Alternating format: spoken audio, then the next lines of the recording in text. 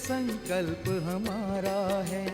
हम बदलेंगे, युग बदलेगा, यही हमारा नारा है।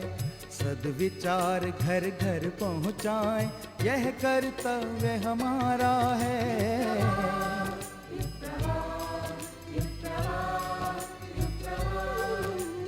चलो बढ़ें, कुछ अच्छा करने, युग ने हमें पुकारा है। धरती स्वर्ग बनाएंगे, ये शुभ संकल्प हमारा है।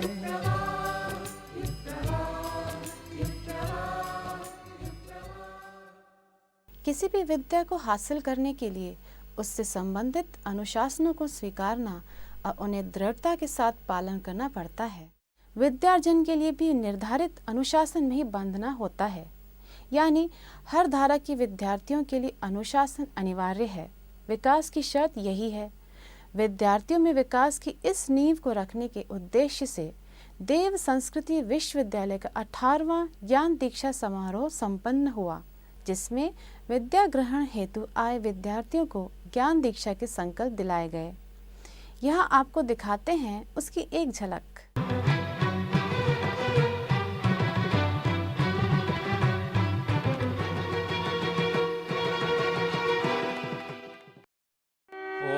अग्नेनय सुपथाराय अस्मान् विश्वानि देववयुनानि विद्वान् यूयोध्यस्मज्जुहुराणमेनो भूयिष्ठां ते नम उक्तिं विधेम।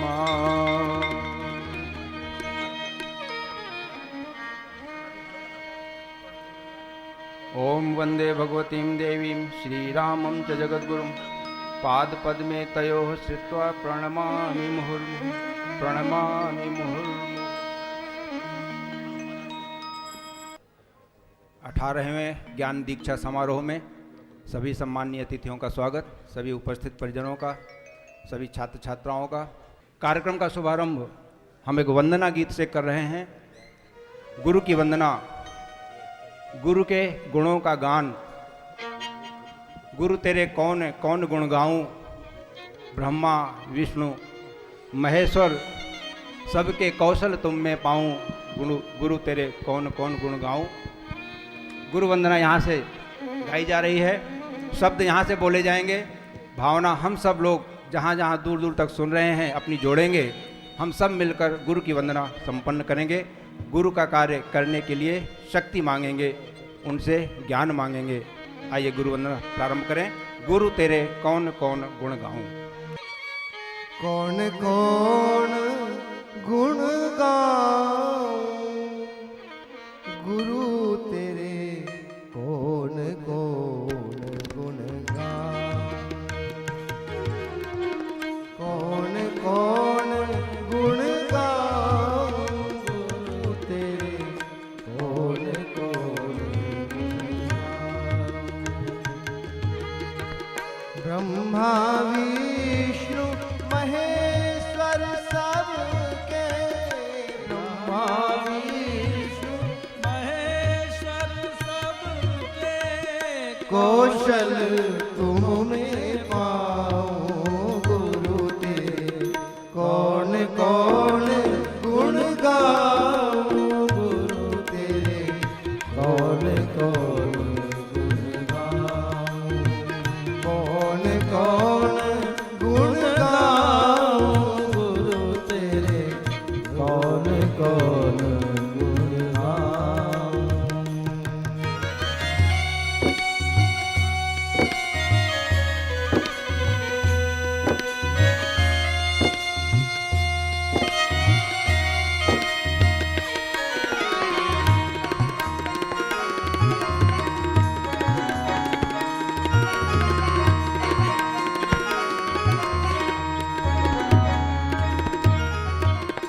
माँ धरती सी धारण क्षमता, ममता सुचिता और वरता।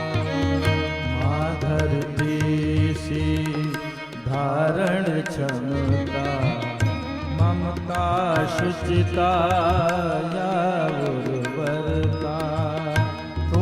हर साधक परवर साते, साधक जीवन धन्य बनाते। तुम हर साधक पर बरसाते, साधक जीवन धन्य बनाते। छोटे बड़े या ऊंच नीच का, छोटे बड़े ऊंच नीच का, भेद ना तुम में पाऊं गुरु तेरे। कौन कौन गुण गाऊं गुरु तेरे, कौन कौन गुण गाऊं, कौन कौन गुण गाऊं गुरु तेरे, कौन कौन गुण गाऊं, कौन कौन गुण गाऊं गुरु तेरे, कौन कौन गुण गाऊं, कौन कौन गुण गाऊं, कौन कौन गुण गाऊं। साधक दिव्य दृष्टि पा जाते, लोहे से सोना बन जाते। मैं भी अपने अनगढ़ मन में दिव्य भाव विकसाऊं, सदगुरु कौन कौन गुण गाऊं। हमारे छात्र छात्राओं ने गुरु वंदना करते हुए परम पूज्य गुरुदेव से कुछ ऐसा ही भाव व्यक्त किया, गुरुदेव से कुछ ऐसी ही प्रार्थना की। हम जहाँ भी थे, जैसे भी थे, लेकिन आपकी गोद में आकर दिव्यता को विकसा सकें, उसको पा सकें, ऐसी कृपा बनाए रखना। यह संसार साधकों का संसार है। हमारे विश्वविद्यालय के कुलपति डॉक्टर SP मिश्र जी, जिन्हें परम पूज्य गुरुदेव ने तैयार किया, परम आदरणीय डॉक्टर साहब ने खोजा और विश्वविद्यालय को ऊंचा उठाने के लिए आपको स्थापित किया। हमारे माननीय कुलपति जी सभी सम्मानीय अतिथियों का स्वागत करेंगे। सम्मानीय अतिथियों के स्वागत के लिए कुलपति जी का आह्वान। Doctor SP Mishra ji. आज के हमारे मुख्य अतिथि परम पूज्य स्वामी सत्यमित्रानंद जी महाराज, जो हमारे अग्रज हैं, एक प्रखर विद्वत वक्ता है, शंकराचार्य पद से सुशोभित हुए व सम्मानित हुए, भारत माता मंदिर के संस्थापक हैं और सबसे बड़ी बात है परम पूज्य गुरुदेव और वंदनीय माता जी वो हम सभी के प्रिय हैं, हमारे पूज्य स्वामी जी। आज आपको अपनों के बीच पाकर हम सभी उत्साहित और प्रसन्न हैं। आप शांति कुंज आते रहे हैं, लेकिन परम पूज्य गुरुदेव के जन्म शताब्दी वर्ष के आरंभ में आपका सहज आत्मीय रूप से श्रद्धेय डॉक्टर साहब और श्रद्धेय अजीत जी का निमंत्रण स्वीकार करना हम इसे बहुत महत्वपूर्ण मानते हैं। गायत्री परिजन को आपके आशीर्वाद का बल मिलेगा। आपको बुलाकर आज हमारा यही भाव है। संपूर्ण गायत्री परिवार व विश्वविद्यालय की ओर से हम आपका अभिनंदन व स्वागत करते हैं। हम निवेदन करते हैं अखिल विश्व गायत्री परिवार के प्रमुख श्रद्धेय डॉक्टर साहब से हमारे पूज्य स्वामी जी का हम सभी की ओर से तिलक वंदन कर गायत्री मंत्र की चादर और पुष्प का गुच्छे को भेंट कर स्वागत करने की कृपा करें।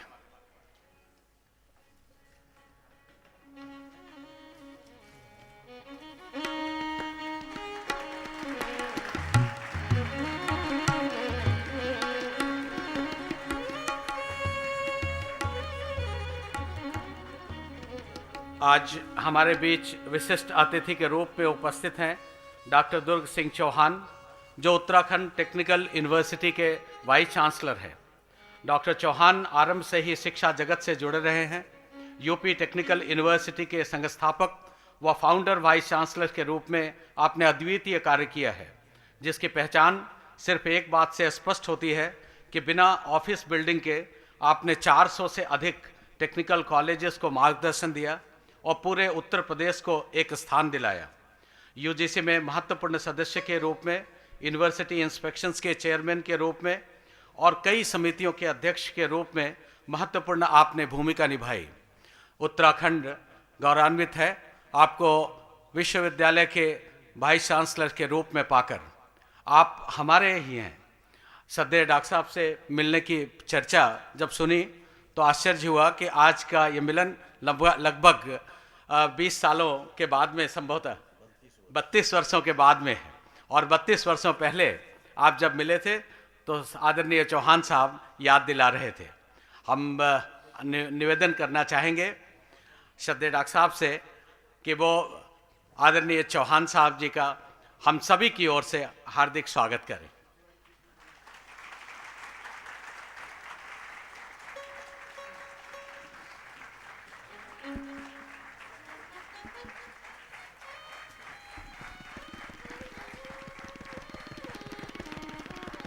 यहाँ उपस्थित हम सभी श्रद्धेय डॉक्टर साहब से परिचित हैं। गायत्री परिवार के समस्त परिजनों के हृदय में एक अलग स्थान रखने वाले परम पूज्य गुरुदेव के एक समर्थ स्वयंसेवक,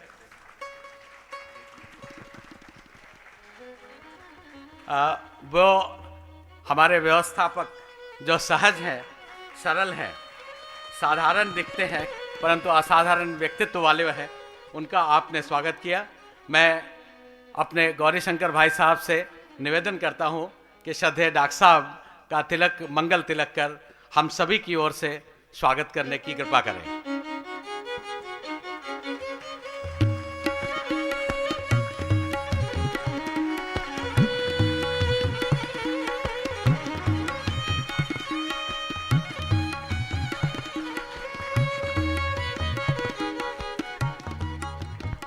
हमारे बीच उपस्थित हमारे रजिस्ट्रार श्री संदीप भाई जी, जो स्वयंसेवक और आत्मदानी कार्यकर्ता के रूप में हमारे विश्वविद्यालय में कार्यरत हैं।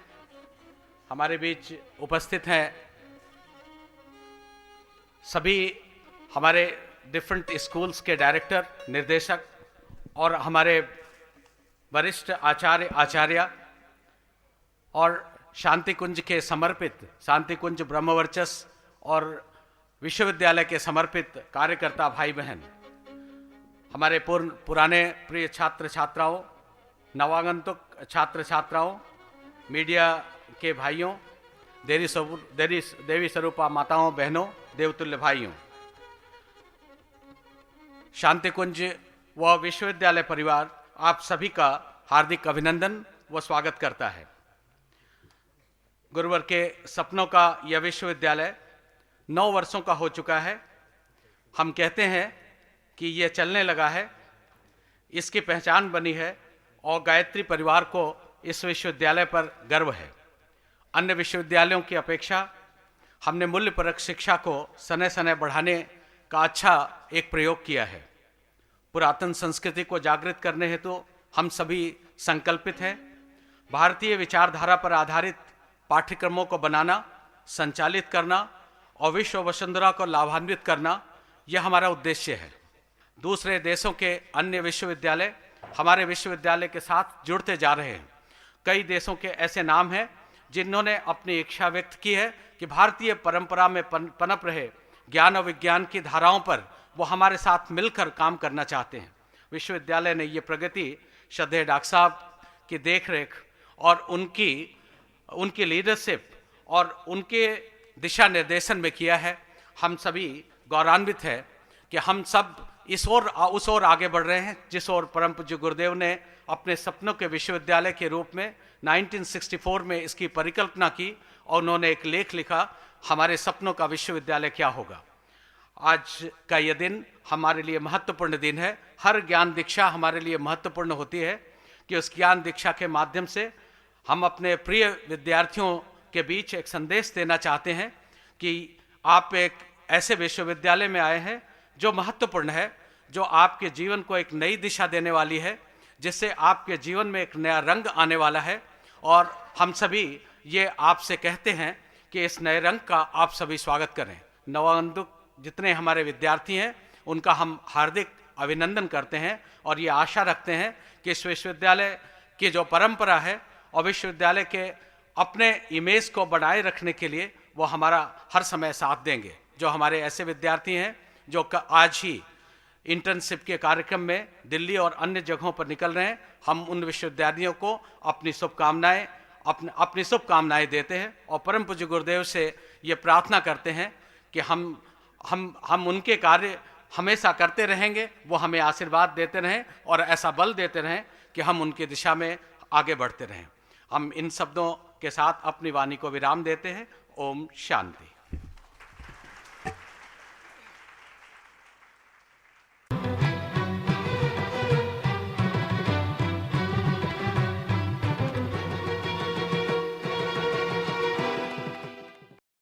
शांति कुंज की व्यवस्थाओं के केंद्र बिंदु हमारे आदरणीय भाई साहब गौरीशंकर शर्मा जी भाई साहब, आप सबको यह बताने जा रहे हैं कि ये ज्ञान दीक्षा के पीछे वास्तव में क्या है, उद्देश्य क्या है, इसके पीछे भावना क्या है, इसके साथ साथ क्या क्या हमको मिलने वाला है। आदरणीय गौरीशंकर भाई साहब, ज्ञान दीक्षा की पृष्ठभूमि के लिए गायत्री मंत्र साथ साथ सभी भाई बहन बोलेंगे।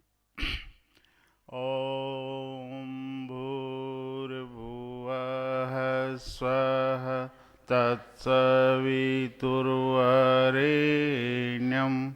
भर्गो देवस्य धीमहि धियो यो नः प्रचोदयात्। परम पूज्य गुरुदेव एवं वंदनीय माता जी के सूक्ष्म संरक्षण में मंच पर विराजमान अतिथिगण, कार्यकर्ता भाई, शिविर में आए हुए भाई बहन, विश्वविद्यालय के छात्र एवं छात्राओं एवं आचार्यगण, ये ज्ञान दीक्षा का समारोह है। ज्ञान दीक्षा, ज्ञान एक जीवन का वो पक्ष है जो बहुत ही महत्वपूर्ण है। शिक्षा इसके साथ जुड़ी हुई है। शिक्षा जीवन में होना नितांत आवश्यक है। अगर हमें जानकारी नहीं होगी देश विदेश की, क्या हो रहा है, क्या हुआ है, क्या है, जानकारी परक शिक्षा जो एक कौशल भी प्रदान करती है, हमें जानकारी देती है, हमें कौशल प्रदान करती है, बहुत जरूरी है, होना चाहिए। लेकिन एक वो जो महत्वपूर्ण पक्ष था इसके साथ जुड़ा हुआ विद्या का, ज्ञान का, हम उसे भूल गए। उसके भूलने के कारण ही आज जो विभीषिकाएं सामने खड़ी हैं, आज जो चित्र विचित्र जो कांड आपके और हमारे सामने आ रहे हैं, वो उन सब का कारण मात्र एक है कि हमारे पास विद्या नहीं है। विद्या, शिक्षा आपके जीवन के अंदर 25% काम आ सकती है, लेकिन 75% काम अगर विद्या ही आपको ऊपर उठा सकती है, विद्या ही आपको महान बना सकती है, विद्या ही आपको जीवन में सुखी रख सकती है, विद्या ही आपको जो है जीवन के अंदर प्रगति का मार्ग खोल सकती है और एक भाईचारे का एक संदेश दे सकती है, मिलजुल करके रह सकती है, इस मार काट को मिटा सकती है। दुनिया का समाधान अगर आज दुनिया में कहीं है तो विद्या है, जिसको हम दूसरे शब्दों में आध्यात्म भी कहते हैं। आध्यात्म के बगैर जीवन सूना है। और जितने भी सफल व्यक्ति हुए हैं उनके जीवन में आप देखिए, शिक्षा तो उसका 25 क्या उससे भी नीचे उनका जो है भागीदारी रही है। बाकी जो है 70-80% जो है पूरा विद्या का ही उसके अंदर वो रहा है, जिससे वो महान बने हैं। विद्या आवश्यक है। विद्या का मतलब है कि हमारे गुण, हमारे कर्म, हमारे विचार, हमारी आदतें, हमारी मान्यताएं, हमारी आकांक्षाएं, हमारी नीति का परिष्कार होना नितांत आवश्यक है। नितांत आवश्यक है। अगर हमारे पास अगर इनका निदान नहीं है तो हमारे पास जो कुछ भी है हम उसका कभी सदुपयोग नहीं कर सकते, और जो कुछ करते हैं उसका परिणाम सामने होता है। अपने आप को विद्या के साथ जोड़ लेना ऋषियों की एक परंपरा रही है, और इस विद्या का शुभारंभ गुरुदेव ने 70 के दशक के अंदर यहाँ छोटे से एक विद्यालय के रूप में किया था। और आज इस विशाल इस रूप को लेकर के सामने खड़ा है, ये जो कि दुनिया का समाधान है। दुनिया को अगर कहीं सही रास्ते पर ला सकता है तो ये ऋषि तंत्र ही ला सकता है, और ऋषि तंत्र ने ही ये विद्या हमें जीवन शैली जिसको हम कह सकते हैं ये दी है। इस जीवन शैली को अपना करके ही हम उस महानता को प्राप्त कर सकते हैं। तो उस जीवन शैली के विकास के लिए इतना बड़ा ढांचा खड़ा किया गया है और उस ऋषि तंत्र ने खड़ा किया है। आज दुनिया के अंदर पैसा दुनिया का समाधान नहीं कर सकता, दुनिया के अंदर ताकत दुनिया का समाधान नहीं कर सकती, बुद्धि समाधान नहीं कर सकती। अगर समाधान अगर कहीं है तो ऋषियों ने जो कहा है कि आपके ऊंचे विचारों में है, आपके चरित्र के अंदर है और आपकी उदारता में है। और जितना भी गायत्री परिवार गुरुदेव ने जो ढांचा खड़ा किया है, इन तीनों चीजों के विकास के लिए, चाहे व्यक्ति है, चाहे परिवार है, चाहे समाज है, चाहे राष्ट्र है, अपना समाधान पा सकता है अगर उन्होंने अपने विचारों को ऊंचा रखा और अगर उन्होंने अपने चरित्र को जो है स्वच्छ रखा और उदारता अगर जिनके जीवन के अंदर है तो वो सब चीजों का समाधान कर सकता है।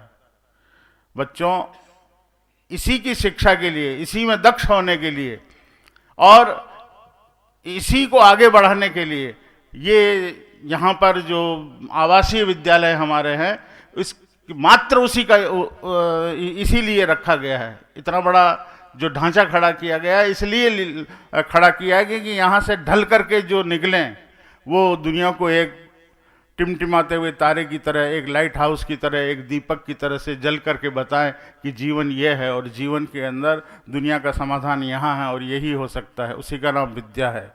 आप अपने गुण, कर्म, स्वभाव, अपने विचार, अपना चरित्र और अपनी उदारता, जो कि आचार्यों में उससे बढ़कर होनी चाहिए, ताकि वो उनको शिक्षा दे सके। उनके क्यों स्वे चरित्र से, चरित्र अपने अपने चरित्र से ही शिक्षण किया जा सकता है। भाषण से, बातचीत से या जानकारी भर देने से शिक्षण नहीं हो सकता। शिक्षण अपने चरित्र से होता है। तो वो हमारे आचार्यगण उसी में निष्णात, जिनके विचार हमेशा ऊंचे रहे हैं, जिनका चरित्र हमेशा धवल रहा है और जो हृदय से हमेशा उदार रहे हैं, अपने प्यार से, अपने त्याग से, अपनी भावना से ही जो है उनका निर्माण किया जा सकता है। वो भी अगाह। ये कर्मकांड एक संकेत है। कर्मकांड हमको एक दिशा देता है, कर्मकांड हमको एक रास्ता दिखाता है। तो हम उसके ऊपर चल करके हम वहाँ तक पहुँचें जहाँ पर वो ऋषि हमको ले जाना चाहता है। आपके व्यक्तित्व के अंदर 4 चांद लग जाएं, दुनिया को हम दिशा दे सकें और जगत गुरु की जो हम कल्पना करते हैं वापस उस जगत गुरु के स्थान को हम फिर से प्राप्त कर लें। वो तभी प्राप्त कर सकते हैं कि ये सही अध्यात्म हमारे जीवन में हो और इस जीवन शैली को हम सारी दुनिया के अंदर फैला देंगे तो निश्चित रूप से हम वहाँ पहुँचेंगे। इसी उच्च भाव से, इसी भावना के साथ आप इस कर्मकांड को आत्मसात करेंगे और उसके ऊपर चलने का प्रयास ही करेंगे और आचार्यगण भी उस पर अपने को दृढ़ रख करके आगे अपने बच्चों तक उस चीज़ को पहुंचाएंगे और बच्चे और हम सब मिल करके इस विश्व के सुंदर और विश्व को ऊपर आज की समस्याओं के, ज्वलंत समस्याओं का समाधान के लिए हम सब आगे बढ़ें। इसी भाव के साथ मेरी बात समाप्त। ओम शांति।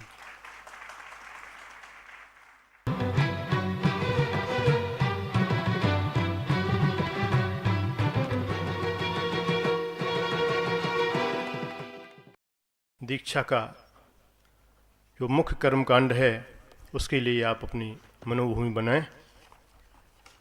सबसे पहले पवित्रीकरण करते हैं, क्योंकि पवित्रता भगवान को पसंद है।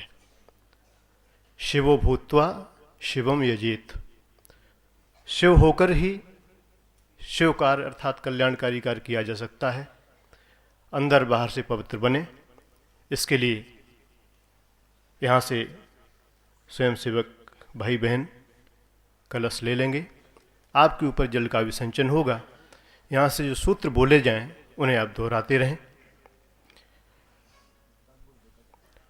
हमारा शरीर धुल रहा है, आचरण पवित्र हो रहा है। हमारा मन धुल रहा है, भावनाएं पवित्र हो रही हैं। हम अंदर बाहर से पूर्ण पवित्र हो रहे हैं। अब सूत्र दोहराएं, जल का सिंचन प्रारंभ करें। ओम पवित्रता मम, ओम पवित्रता मम, मनः काय मनः काय अंतःकरणेषु अंतःकरणेषु संविशेत। संविशेत्। ओम पवित्रतानः ॐ पवित्रतानः सन्मार्गं नयेत्। सन्मार्गं नयेत्। ओम पवित्रतानः ॐ पवित्रतानः महत्तां प्रयच्छतु। महतां प्रयच्छतु। ओम पवित्रतानः ॐ पवित्रतानः शान्तिं प्रददातु। अगला क्रम मस्तिष्क संस्कार का है। इसे भारतीय संस्कृति में तिलक भी कहते हैं।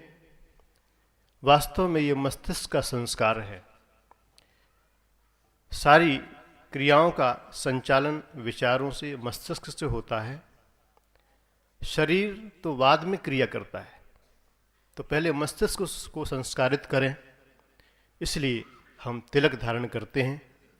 अपनी अनाम का उंगली में रोली ले लें, आपकी दोने में रखी है, और पहले सूत्र दोहराएं। उस रोली को सामने देखते रहें टकटकी लगाकर, और जो भाव मंत्र के हैं उन्हें हृदयंगम करते रहें, सूत्र दोहराएं। हमारा मस्तिष्क शांत रहे। ओम मस्तिष्कम शांतम भूयात्। शान्तं भूयात्। इसमें अनुचित आवेश न आए। ओम अनुचितः आवेशः न भूयात्। हमारा मस्तक ऊंचा रहे। ओम शीर्षम उन्नतम भूयात्। इसमें विवेक सदैव बना रहे। ओम विवेकः स्थिरीभूयात्। अब गायत्री मंत्र बोलते हुए धारण करें मस्तक में। ओम भूर्भुवः स्वः तत्सवितुर्वरेण्यं भर्गो देवस्य धीमहि धियो यो नः प्रचोदयात्। तत्पश्चात धरती माँ की वंदना करते हैं। एक जननी वो है जिसने हमारे शरीर को उत्पन्न किया है और एक सीमित समय तक पालन पोषण भी किया है।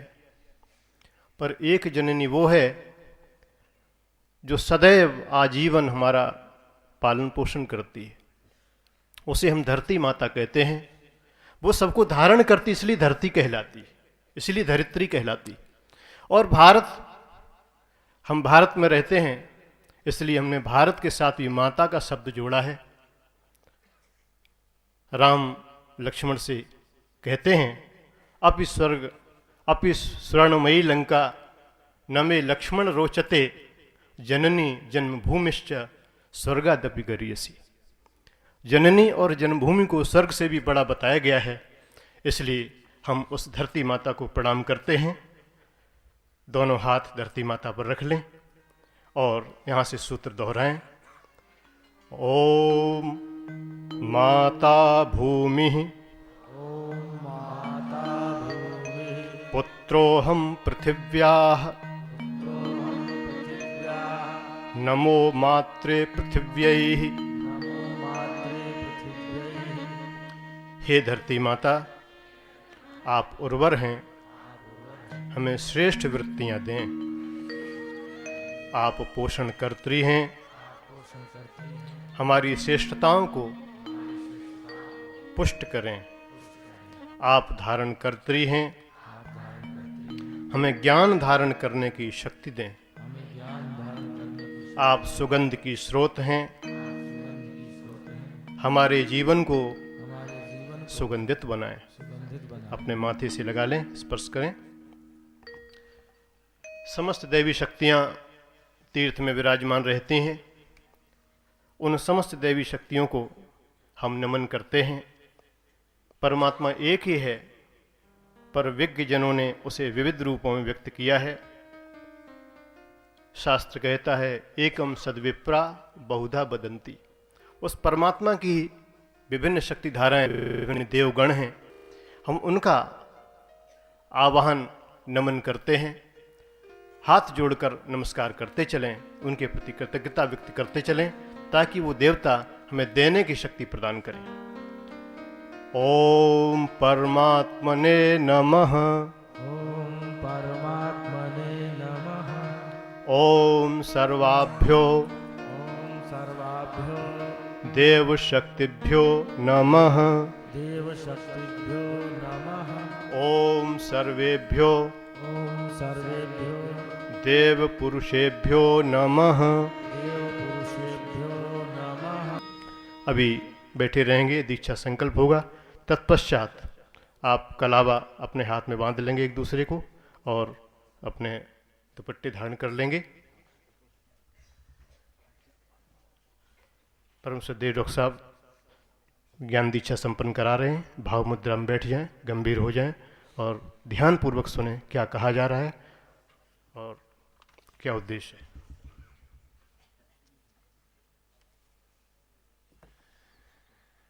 आप सभी अपने उपवस्त्र धारण कर लें, सभी जिन जिन के पास रखे हुए ना सभी दुपट्टे धारण कर लें। दीक्षा का मतलब होता है हमने अपनी इच्छा गुरु को दी, गुरु की इच्छा हमारी इच्छा। दीक्षा एक बड़ा पावन आध्यात्मिक उपक्रम है जिसमें कि हम अपने आप को गुरु के साथ जोड़ते हैं। ये जो ज्ञान दीक्षा है, ज्ञान के साथ जोड़कर ज्ञान रूपी गुरु, ज्ञान मूलम गुरोर्मूर्ति पूजा मूलम गुरुपदम, जब उनको कहते हैं तो ज्ञान के मूल जो गुरु हैं, जिन्होंने हमें ज्ञान दिया, जिनके माध्यम से आज हम कुछ चल पा रहे हैं, वो क्रम आज से आरंभ हो जाएगा। कुछ कर्मकांड के सूत्र हैं, उनको समझें। जहाँ दोहराने को कहा जाए वहाँ दोहराएं। आप दोनों के सानिध्य से, आप दोनों के समन्वय से, सहयोग से एक क्रम बनेगा। इसलिए हमारे इस क्रम में सामने अध्यापक, आचार्यगण, आचार्य बहनें बैठी हैं, पीछे हमारे विद्यार्थीगण बैठे हैं। जहाँ कहा जाए कि करने, वहाँ आपको बोलना है छात्र छात्राओं को, और जहाँ कराने के लिए बोला जाए वहाँ आपको हमारे सभी आचार्यगण और आचार्य बहनों को बोलना है। ये हमारा 18वां ज्ञान दीक्षा समारोह है, तो अब तक बहुत सारे लोग इसमें से गुजर चुके हैं, इसलिए सब जानते हैं। यहाँ से मैं बोल रहा हूँ, मेरे साथ साथ दोहराएं। मैं, वो अपना अपना नाम बोलेंगे। स्नातकों के लिए निर्धारित आदर्श, मर्यादा एवं कार्य योजना के अनुरूप ज्ञान, अब आपको बोलना है पाने, आपको बोलना है देने। पाने देने की साधना, व्यक्तित्व गढ़ाने की तप साधना हेतु निष्ठापूर्वक दीक्षित होता हूँ। जहाँ जिसको होती हूँ बोलना हो होती हूँ बोलें, जहाँ जिसको होता हूँ बोलें, क्योंकि पुरुष जो होता है, पुरुषवाचक जो होता है, उसमें कहीं भी किसी प्रकार का लिंग का भेद नहीं माना जाता। क्योंकि ये कार्य छात्रों शिक्षकों के संयुक्त पुरुषार्थ से संभव है, इसलिए दोनों वर्गों को एक साथ भावनापूर्वक निर्धारित सूत्र बोलना है। जो अगला क्रम है उसके पहले मैं भावानुवाद बोल रहा हूँ। साथ साथ हो रक्षण पालन, साथ साथ पुरुषार्थ करें। साथ साथ हो रक्षण पालन, साथ साथ पुरुषार्थ करें। तेजस्वी हो ज्ञान हमारा, नहीं परस्पर द्वेष करें। एक दूसरे से हमारे मन में जब द्वेष के भाव आ जाते हैं, पढ़ाई में एग्रेसिव कंपटीशन, या टीचर से द्वेष, इनको तो आता ही नहीं, कुछ हमें ज़्यादा आता है, ये भाव ना आने पाए मन में। हमेशा ये रहे कि हमारे ये पूज्य हैं और हमारे जो सहयोगी हैं, इनसे हम जितना जानते हैं उससे ज़्यादा हम सीखने की कोशिश करेंगे। इसी का सूत्र संस्कृत में है, ओम सहनावतु सहनौ भुनक्तु सह वीर्यं कर्वावहै तेजस्विनावधीतमस्तु माँ विद्विषावहै। अगला क्रम है कि हम दोनों का यश एक साथ बढ़े। यश केवल लौकिक होता है, पर लौकिक यश भी शिक्षक और विद्यार्थी, शिक्षिका और विद्यार्थी जो हमारी बहनें हैं, इन सब का एक साथ ही बढ़ता है। ऐसा नहीं कि जो पढ़ाते हैं उनको ज़्यादा मिलता है और जो पढ़ते हैं उनको कम मिलता है। दोनों का यश एक साथ बढ़ना चाहिए। जिस स्कूल का रिजल्ट अच्छा आता है उसका नाम होता है, तो दोनों का नाम होता है, स्टूडेंट्स का भी नाम होता है, टीचर्स का भी नाम होता है। तो अच्छी स्किल हो हमारी, हमारा यश ऐसा बढ़े कि सारे संसार में लोग देव संस्कृति विश्वविद्यालय के बारे में जाने, देव संस्कृति विश्वविद्यालय को पहचाने।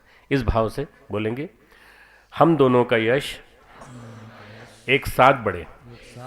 ओम सहनौ यशः। अब यश तो लौकिक हो गया, ब्रह्म वर्चस्व जो होता है वो अलौकिक होता है, पारलौकिक होता है, पर वो अंदर की बात होती है। ब्रह्म तेज जिसको कहा गया है, जिसके नाम पे ब्रह्मचर्य शोध संस्थान स्थापित है। हमारा ब्रह्म तेज, हमारा ब्रह्म बल, हमारा आत्मबल बढ़े एक साथ। इसके लिए हम दोनों का ब्रह्म वर्चस्व एक साथ बढ़े। ओम सहनौ ब्रह्म वर्चसम।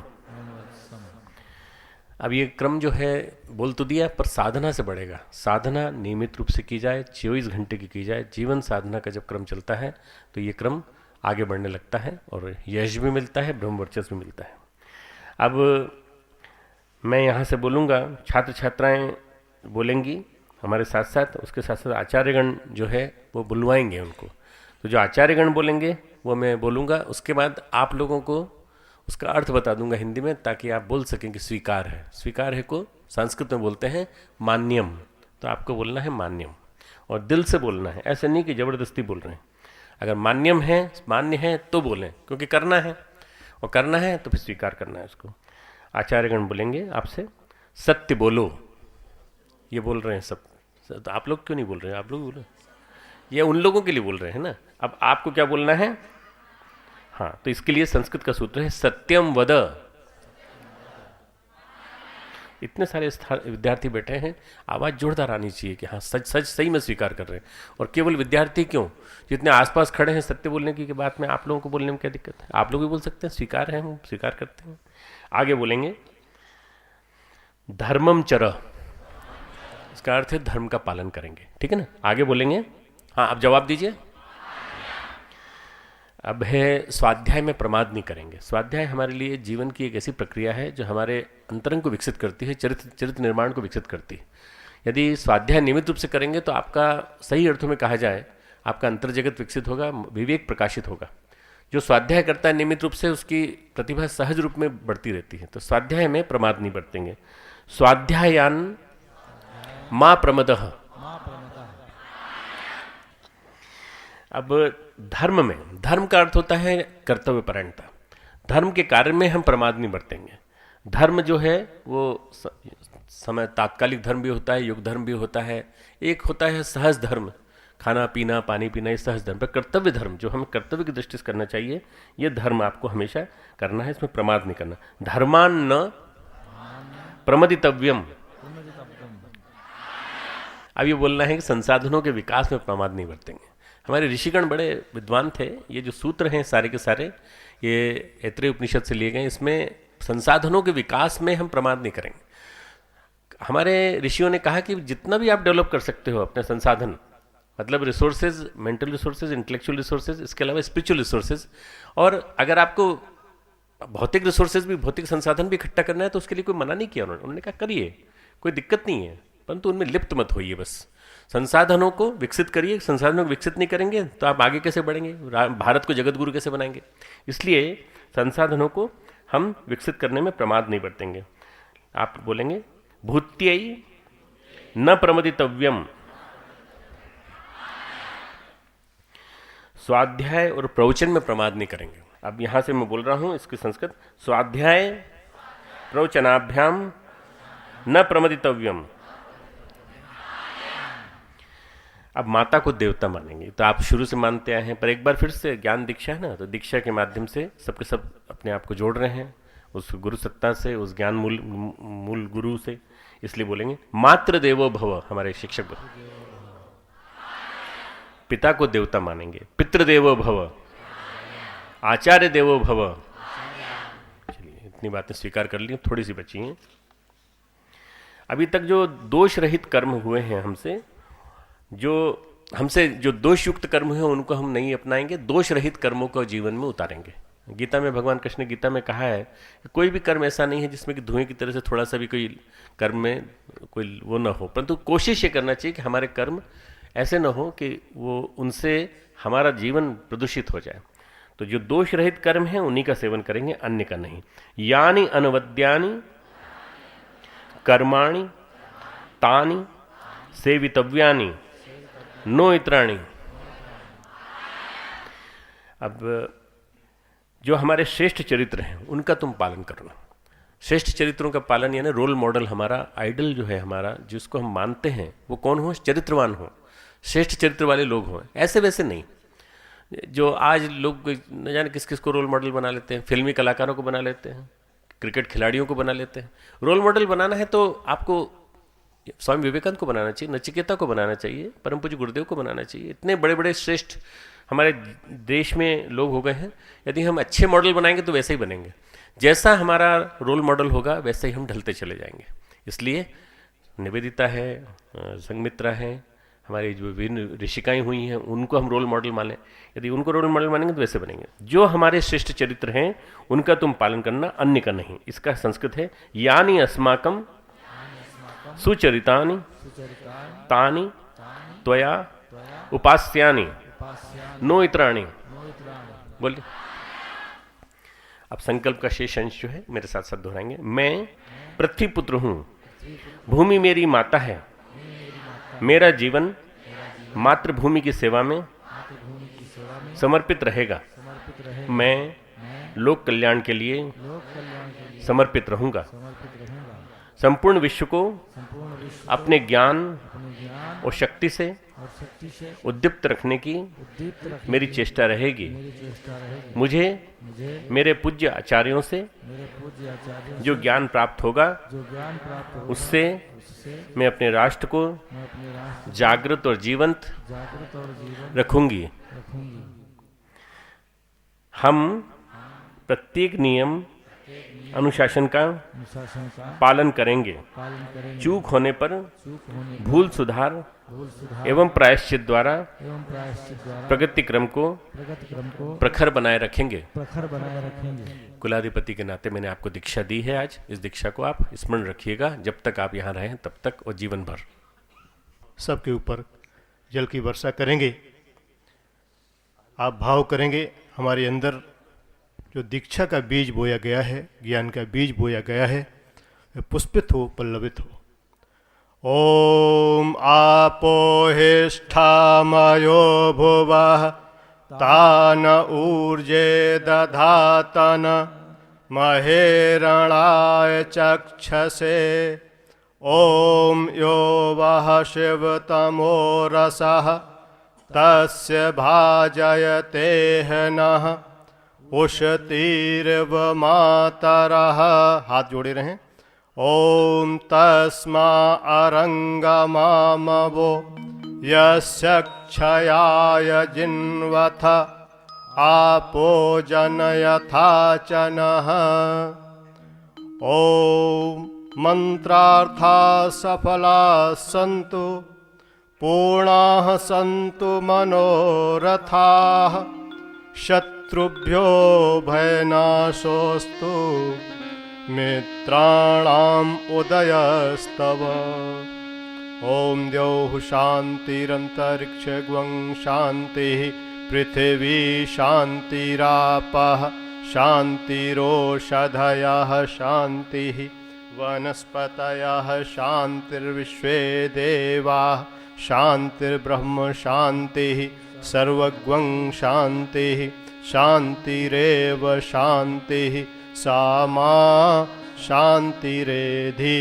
ओम शान्तिः शान्तिः शान्तिः।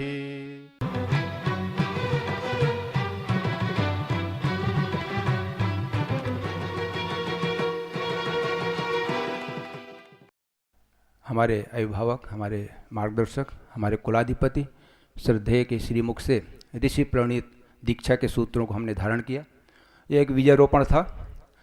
इनको विकसित करने की तकनीक हमको सीखनी है। अब हम इस ज्ञान को जीवन में कैसे विकसित कर सकें, व्यवहार में कैसे ला सकें, हम अपने व्यक्तित्व को उज्ज्वल कैसे बना सकें, वह जानने के लिए हमारे सम्मानीय अतिथियों का मार्गदर्शन प्राप्त होगा। प्रारंभ में हम उत्तराखंड तकनीक विश्वविद्यालय के कुलपति प्रोफेसर माननीय दुर्ग सिंह जी चौहान जी से निवेदन करते हैं हमारे बच्चों का मार्गदर्शन करें, कोई ऐसी तकनीक सिखाएं कि हमारे बच्चे जो आज ज्ञान प्राप्त हुआ है, जो बीज मिला है, उसको विकसित कर सकें, सच्चे राष्ट्र के नागरिक बन सकें। माननीय चौहान जी। पूज्य स्वामी जी,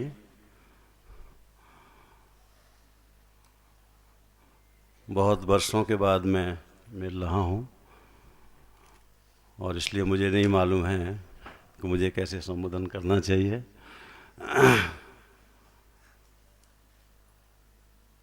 लेकिन बहुत वर्षों बाद भी मुझे ऐसा लग रहा है कि मैं बहुत अभिभूत हूँ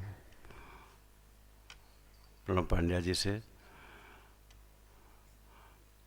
मेरे साथ कुछ वर्ष काम किए आपके कुलपति जी एसपी मिश्रा जी, माननीय गौरीशंकर जी, सभी आचार्यगण, सभी छात्रगण जिन्होंने आज दीक्षा ली। इतना पवित्र वातावरण कि इसके अलावा और कोई तकनीकी हो ही नहीं सकती। और हमेशा जो कुछ मैंने अपने जीवन में यहाँ भी सीखा और विदेश में भी मैं, कि जो सहज है वही करणीय है। कोई भी और टेक्निक्स जो ऐसी संसार में नहीं है, आप देखेंगे वो सब फूल प्रूफ होती हैं, एकदम सहज। आपके मन में जब कोई भी चीज़ जिसमें से आपका नुकसान होगा वो बड़ी मुश्किल से आएगी, और जो अच्छी होगी बड़ी सहज आ जाएगी। संसार में billions of dollars the entire world पूरा खर्च कर रहा है हाउ टू आर्टिकुलेट, कैसे हम खराब हों। और हमारे संत ऋषि मुनियों ने बस सीधा ही इतना ही कहा कि जीवन को प्रकाशित करने के लिए दीप नहीं जीवन जलते हैं। यदि हमें एनलाइटन करना अपने को है तो अपने ही जीवन को जलाना होगा। जब तक हम स्वयं तपस्या नहीं करेंगे, ये शरीर ऐसा है, इसमें सब प्रकार के दोष आरूढ़ हैं।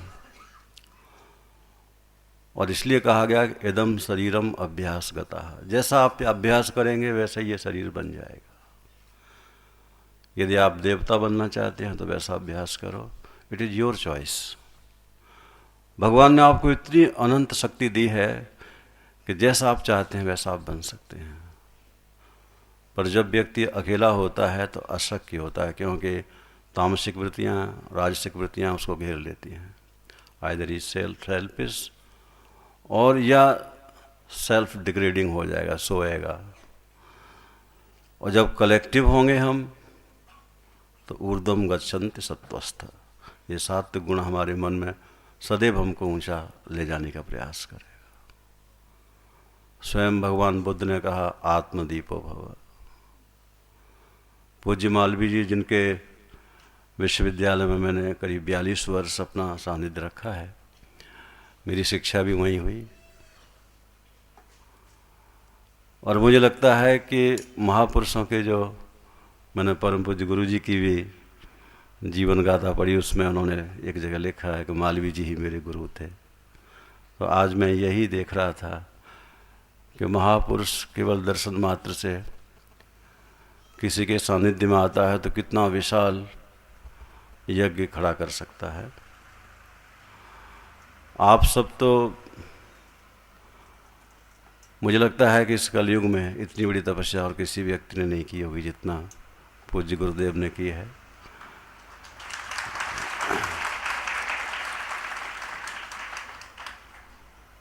मैंने सीधा उनका दर्शन कभी नहीं किया, क्योंकि मेरा पूरा जीवन बचपन से लेके और आज तक मैं आरएसएस के सानिध्य में रहा, और इसलिए कभी सीधा मुझे आने का मौका नहीं मिला, क्योंकि मैं इतना व्यस्त रहता था। मैं स्वयं प्रचारक था, पर मेरे एक ऐसे मित्र थे जो हमेशा यहाँ आया करते थे। उनका स्वास्थ्य अच्छा नहीं था, पर मुझ पे कोई कष्ट होता था, कहते नहीं मैंने माता जी से कह दिया है, मैंने गुरु जी से कह दिया है। ऐसा मुझे सांत्वना देने के लिए वो मुझे कहा करते थे। मेरी प्रथम जो पुत्री थी उसका देहांत हो गया, तो मेरी पत्नी बड़ी कष्ट में थी, दुखी थी। और करीब करीब उसी के बाद में मेरा प्रणव जी से भी मेरे घर पर आगमन हुआ था। तो हमेशा वो मुझसे कहते, मैंने माता जी से कहा, उन्होंने कहा चिंता ना कर, उसको दूसरी भी बेटी होगी, वो ही आ जाएगी। तो ऐसे वो मेरे को हमेशा सांत्वना, अब तो नहीं रहे त्रिलोकी जी, वो भी हमारे संघ के कार्यकर्ता थे, लेकिन उनके अंदर अद्भुत श्रद्धा परम पूज्य गुरु जी के लिए और माता जी के लिए थी। और आज का जैसा वातावरण मैंने देखा, इसमें तो एकदम ऐसा मुझे लगा कि गीता में जो अध्यात्म को स्वभावो अध्यात्म उच्यते ऐसा करके 8वें अध्याय में कहा गया है। अब ये जो स्वभाव है ये बिल्कुल ईश्वर में रमण करे, आत्मवत हो जाए, तो मुझे लगता है कि इतना शक्तिशाली व्यक्ति हो जाता है, तेजस्वी हो जाता है कि सबको समाधान दे सकता है। और आप सब यहाँ इतने तपस्वी हैं, क्योंकि मैं स्वयं अनुभूति कर रहा हूँ कि मैंने जब प्रणव जी को आज से 32 वर्ष पहले देखा था और आज मैं देख रहा हूँ, तो बहुत अंतर है। कॉन्फिडेंस का, एक तपस्या का, पूज्य गुरु जी के सानिध्य में रहने का। और शायद मुझे ऐसा ध्यान है कि शायद आपकी शादी भी सैल बालाजी से हुई थी।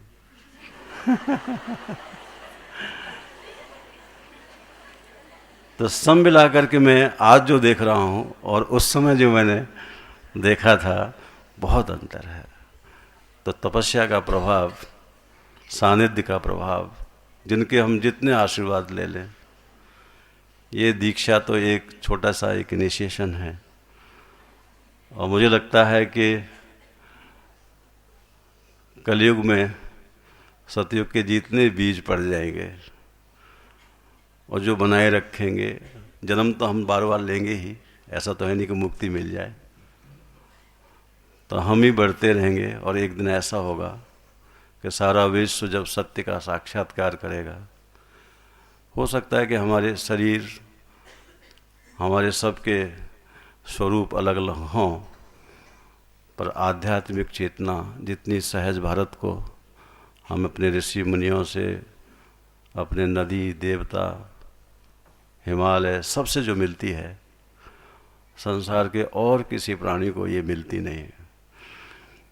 क्योंकि कई बार मैंने विदेशों में, जैसे जब अमेरिकन्स होते थे, उनको हम जब गीता समझाते थे, तो एक बार मैं ऐसे ही 13वें अध्याय में बोल रहा था, तो एक व्यक्ति, में इंग्लिश में ट्रांसलेट करता जा रहा था, उसने कहा, I felt that these all evils are in me, you are just directing on me. लेकिन no no, it is common for all, we also have the same kind of the evils. तो उनको सबको ऐसा महसूस तो होता है, पर उनका खाना पीना रहना, मैंने कहा ना, आर्टिकुलेशन इतना पूरे विश्व का बिगाड़ने का हो रहा है, इतना संसार में। आप चाहे टीवी देखो, और गवर्नमेंट, लोग कहते थे पहले धर्म की स्थापना राजा से होनी चाहिए, अधर्म की स्थापना यदि राजा से होगी तो क्या होगा? राजा कालस्य कारणम। परंतु भारतवर्ष केवल एक इसका राजा नहीं है, इसके पुत्र राम हुए, कृष्ण हुए, जन कितने महापुरुष, गुरुजी भी तो इस माँ के ही पुत्र थे। और इसलिए इतना अधिक तपोबल इस भूमि पर है, ये इसको ऐसे नहीं खत्म होने देंगे। जब जब कोई पाप करेगा, तो जैसे रावण को किसने देखा था? न तुलसीदास जी ने देखा, ना हमने देखा था, but we all know what he was. जो कुकर्म करेगा, जो कृत इस देश के विपरीत करेगा, वो बिल्कुल एक्सपोज होगा, और उसकी श्रेणी लंका कांड में ही होगी। हम सब लोग भगवान के शेष कांडों में सहयोग देंगे।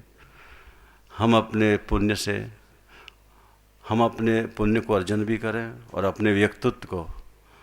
अब मैं तो यही आश्चर्य कर रहा हूँ कि मिश्रा जी जब मेरे साथ थे, एक दिन मैंने देखा कि चले आए देव संस्कृति उसमें, और मैंने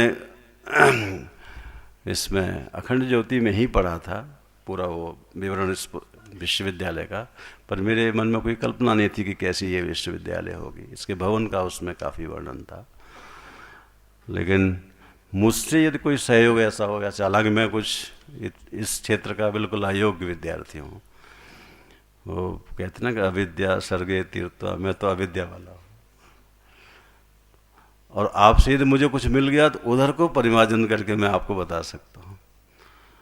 लेकिन मेरा जितना सानिध्य संस्कार जिनके माध्यम से भी मुझे मिला है, अप्रत्यक्ष रूप से मैं आपके ही बीच का हूँ, और इसलिए मुझे लगता है कि आपका ये ज्ञान है ना, ज्ञानम ज्ञेयम परिज्ञाता। संसार में कोई भी हमें कर्म की प्रेरणा लेनी है, we should have the right knowledge, और उसके इम्प्लीमेंटेशन से हैं, but we should have the depth and height of the knowledge which we can implement everywhere. क्योंकि आज तो झगड़ा सारा डिप्लोमेसी का है। हम संसार के हमारा कोई एनिमी नहीं है। भारतवर्ष कभी किसी का मतलब दुश्मन नहीं होता, और अच्छे व्यक्ति के अकारण दुश्मन बहुत होते हैं। लेकिन हम जब ग्रसित हो जाते हैं तो हम अपने ही दुश्मन हो जाते हैं।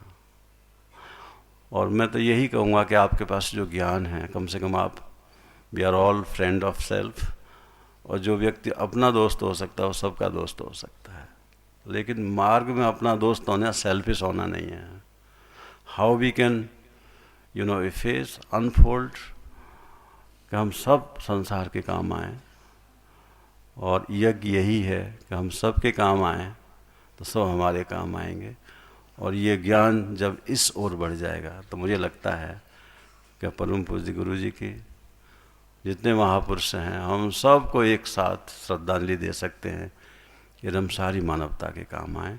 यही मेरा आज आप सबके बीच में मेरा जो भी अज्ञान है, ज्ञान है, वो सब आपके सामने। Thank you.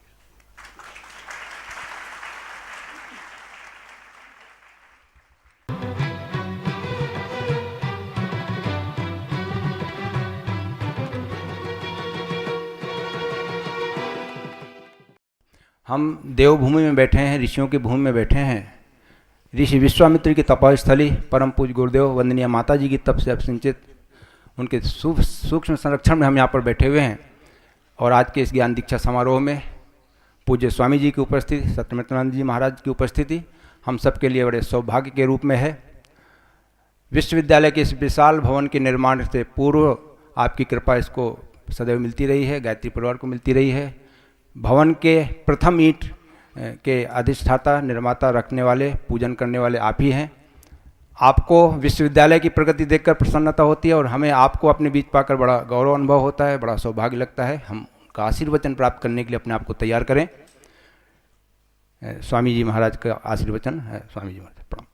ओम विश्वानि देव सवितर दुरितानि परासु यद्भद्रं तन्नयासु। ओम शांति शांति शांति। कल्याणानां निधनं कलिमलमथनं पावनं पावनानां पाथेयं यन्मुमुक्षौ सपदि परपदप्राप्तये प्रस्थितस्य विश्रामस्थानमेकं कविवरवचसां जीवनं सज्जनानां बीजं धर्मधर्मस्य प्रभवतु भवतां भूते रामनाम। यस्यांखे च विभाति भूधरसुता देवापगा मस्तके भाले बालविधुर्गले च गरलं यस्योरसव्यालराट् सोऽयं भूतिविभूषण सुरवरः सर्वाधिपः सर्वदा सर्वः सर्वगतः शिवः शशिनिभः श्रीशंकर पातु माम्।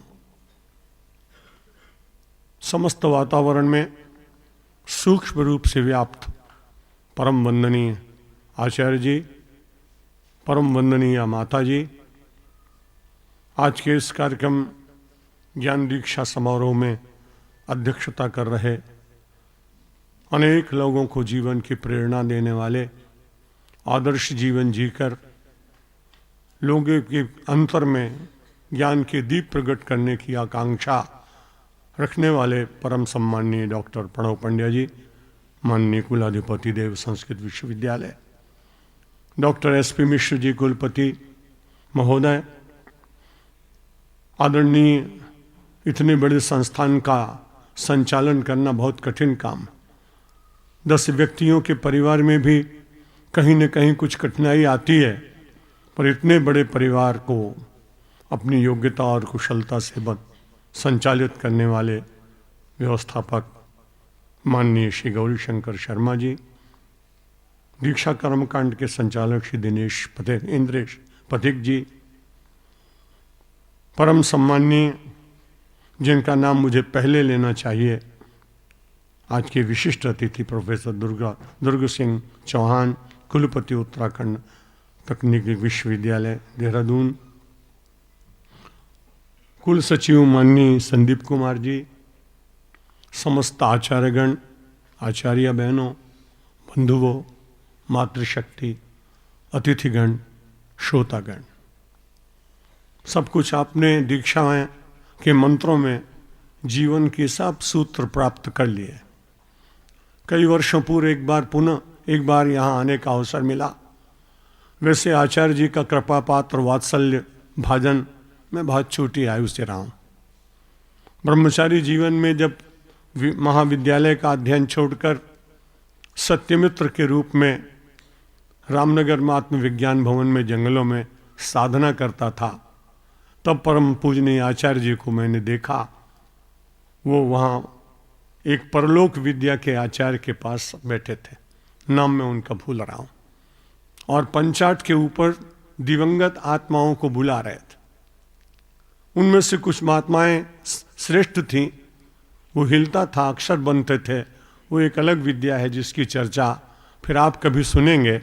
मैं तो ये बता रहा हूँ कि मुझे तो आचार्य जी का बहुत स्नेह मिला, और माता जी तो सचमुच बिल्कुल माता जी की तरह से वर्ष में एक बार बुला के भोजन कराती थी। मैंने आचार्य जी से कहा, आप मुझे हर वर्ष बुलाते हैं, यहाँ बहुत सन्यासी हैं। मैं तो बड़ा भाव गदगद हो गया। आचार्य जी ने कहा, मेरा तो एक ही सन्यासी सत्यमित्रानंद है, इसलिए उसे बुला। इसलिए मैं यहाँ विशिष्ट अतिथि, मुख्य अतिथि बनकर मैं आया। ये पढ़ने के बाद मुझे थोड़ा सा मन में लगा कि क्या परिवार के लोग भी अतिथि होते हैं। मैं तो आपका परिवारी स्वजन बनकर आपकी प्रगति, आपकी उन्नति, आपकी आभा, आपका प्रकाश, आपके जीवन में अग्रगामी बनने का संकल्प जो जग रहा है, उस सब का दर्शन करने के लिए आया। वैसे लौकिक दृष्टि से मुझे प्रवचन करते हुए 50 वर्ष 8 महीने और आज 8 दिन हो गए। 50 वर्ष 8 महीने 8 दिन हुए। लेकिन आप आश्चर्य करेंगे कि मैंने एक भी दिन प्रवचन नहीं किया। आप कहेंगे प्रवचन करने वाला व्यक्ति असत्य बोल रहा है। नहीं, सच कह रहा हूं। जब मंगलाचरण करता रहा हूं सन 60 से 29 अप्रैल 1960 अक्षय तृतीया को पहला प्रवचन हुआ था। तब से मन में सोचा कि मैं प्रवचन कभी नहीं करूंगा। जितने भी श्रोता मेरे सामने आए, बहुत बड़ी बड़ी सभाएं हुई। जैसा स्नेह मुझे पूज्य आचार्य जी से मिला, वैसा ही स्नेह मुझे परम पूजनीय श्री गुरु जी माधव सदाशिवराव गोलवलकर जी से प्राप्त हुआ था। इसलिए मैं तो सोचता हूँ उन सब महापुरुषों के आशीर्वाद से ही मेरी उन्नति होगी। जो व्यक्ति अपने पुरुषार्थ का फल अपनी उन्नति में मानते हैं, उनकी उन्नति अवरुद्ध हो जाती। जो लोग अपने पूर्व कृपा करने वाले, आशीष देने वाले, मंगल भावनाएं देने वाले, अपने पूज्यजनों का निरंतर स्मरण करते रहते हैं, वो कृतज्ञता के कारण आगे बढ़ते चले जाते हैं। प्रवचन इसलिए नहीं किया कि मैंने सोचा इतना बड़ा व्यक्ति नहीं हूँ, इतना ज्ञान नहीं है, इतनी क्षमता नहीं। एक काम मैं कर सकता हूँ कि जब श्रोता मेरे सामने बैठे तब मैं सोचूं कि विराट परमात्मा आया। हजारों की संख्या में आए, लाखों की संख्या में आए, और परमात्मा ने मुझे कहा, तू पुजारी है, तू अर्चक है, तेरे पास गुलाब के फूल नहीं हैं, तेरे पास शब्दों के पुष्प हैं, तू चढ़ा। और मैं चढ़ाता रहा, मेरे भगवान प्रसन्न होते रहे, मेरा पुजारी भी भीतर से प्रसन्न होता। आप सब लोग देव संस्कृत विश्वविद्यालय में अध्ययन कर रहे हैं। आवश्यकता दैवी संपत्ति बढ़ने की है, आसुरी संपत्ति बहुत बढ़ रही है। समाचार पत्र पढ़ने का मन नहीं होता। जिस देश में कभी उस प्रकार के चरित्र की बात आती नहीं थी, वो प्रतिदिन छपती हैं, उनका यहाँ वर्णन करना आवश्यक नहीं।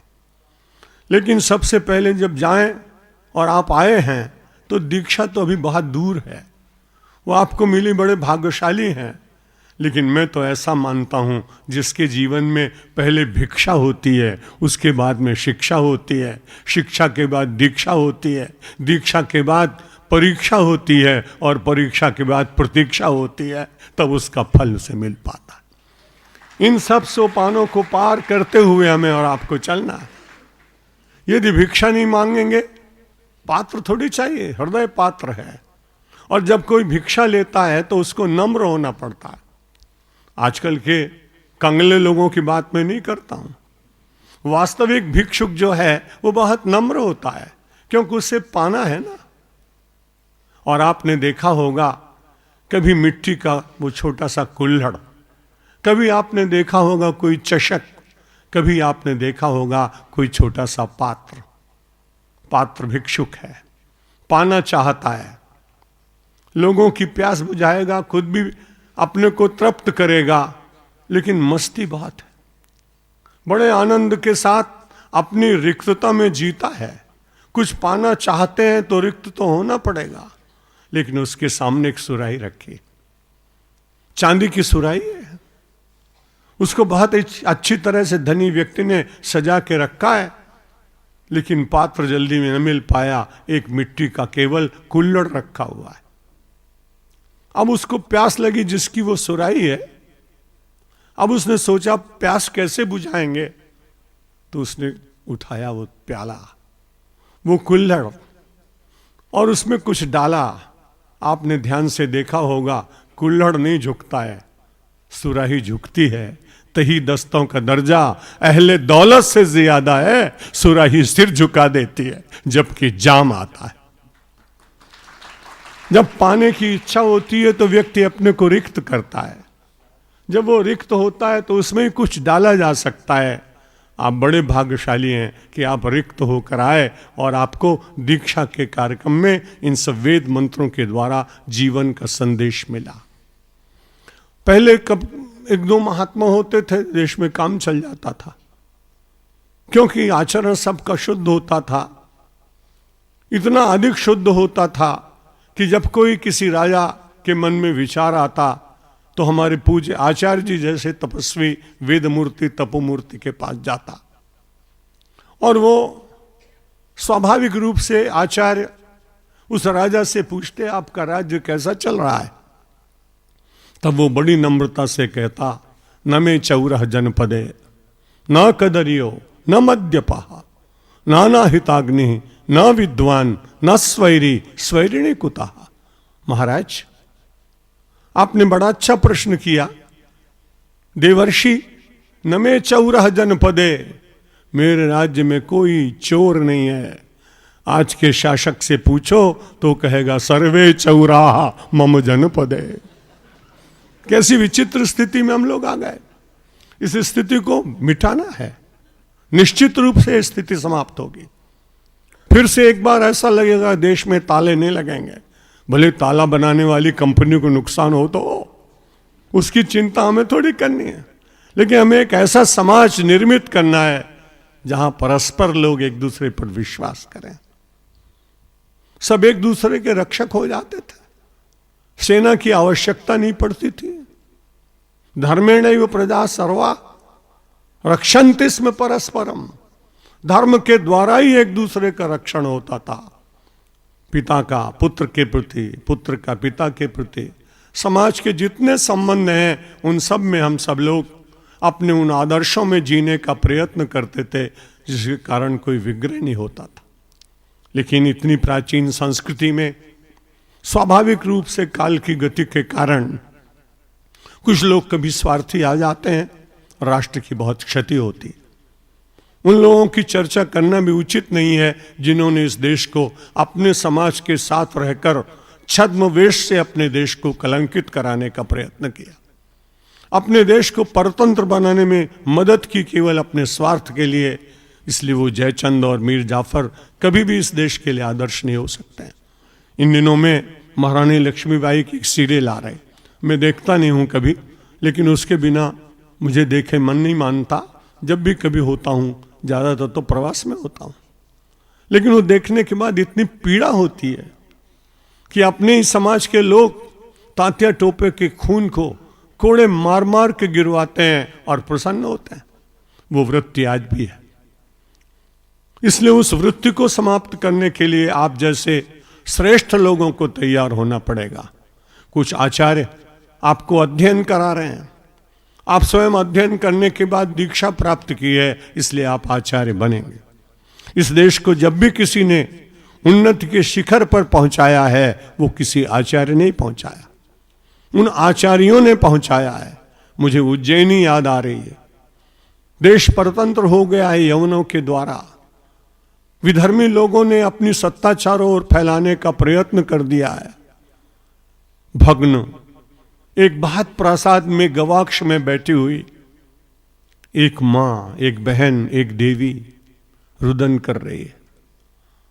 शिप्रा स्नान करके लौटी है, केश में से जल झर रहा है। गवाक्ष में बैठी बैठी अपने राष्ट्र की दुर्दशा में मन में विचार कर रहे, किंग करोमि क्व गच्छामि को धर्मानुद्धरिष्यति। किंग करोमि, मैं क्या करूं? क्व गच्छामि, मैं कहां जाऊं? को धर्मानुद्धरिष्यति, मेरे इस धर्म का उद्धार कौन करेगा? बड़े आश्चर्य की बात है। पीड़ा, महान पीड़ा शब्दों में व्यक्त हो रही है। पूजा से निकला हुआ महाकाल मंदिर से एक आचार्य इस पीड़ा से प्रभावित होकर बिना देखे गवाक्ष की ओर देखता है। भारत की ललना अपने लिए नहीं, अपने धर्म के लिए विलाप कर रही है। नीचे से उन्होंने उत्तर दिया, मां विषेद वरारोहे भट्टाचार्योस्मि भूतले।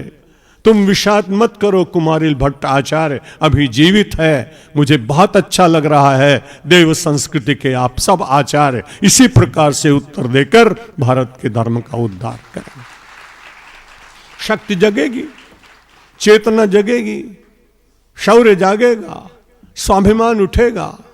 पुरुषार्थ के द्वारा हम सब लोग इस विपरीत परिस्थिति को ठीक करने का प्रयत्न कर पाएंगे। ज्ञान के बिना तो संसार में कोई जीता नहीं। भारतवर्ष की तो विशेषता ही है, यहां तो रहते ज्ञाना न मुक्ति ही।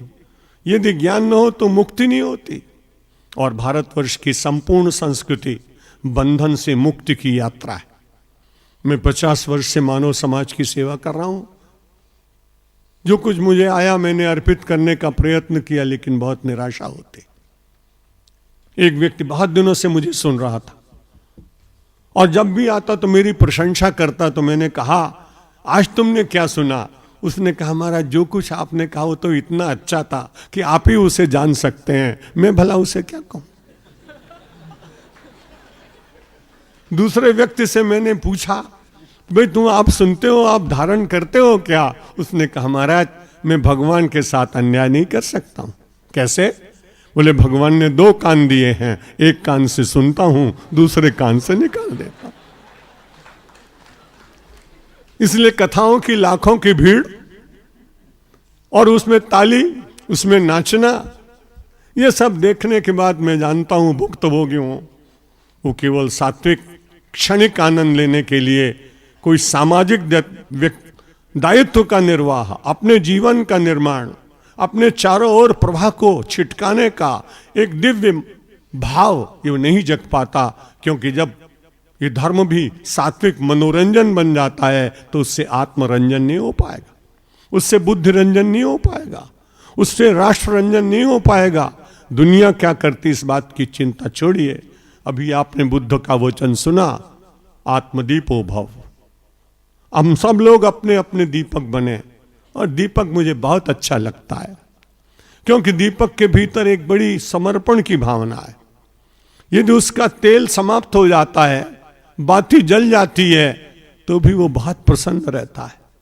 कोई दूसरा व्यक्ति उसको आकर कहता है थोड़ा तेल और बाती लाएं, उसने कहा नहीं, जितना मिल गया था उतना बहुत था। नहीं चाह स्नेही स्नेह की और, स्नेह में जी को जला चुका हूं, बुझने की मुझे परवाह नहीं, पथ सैकड़ों को दिखला चुका हूं।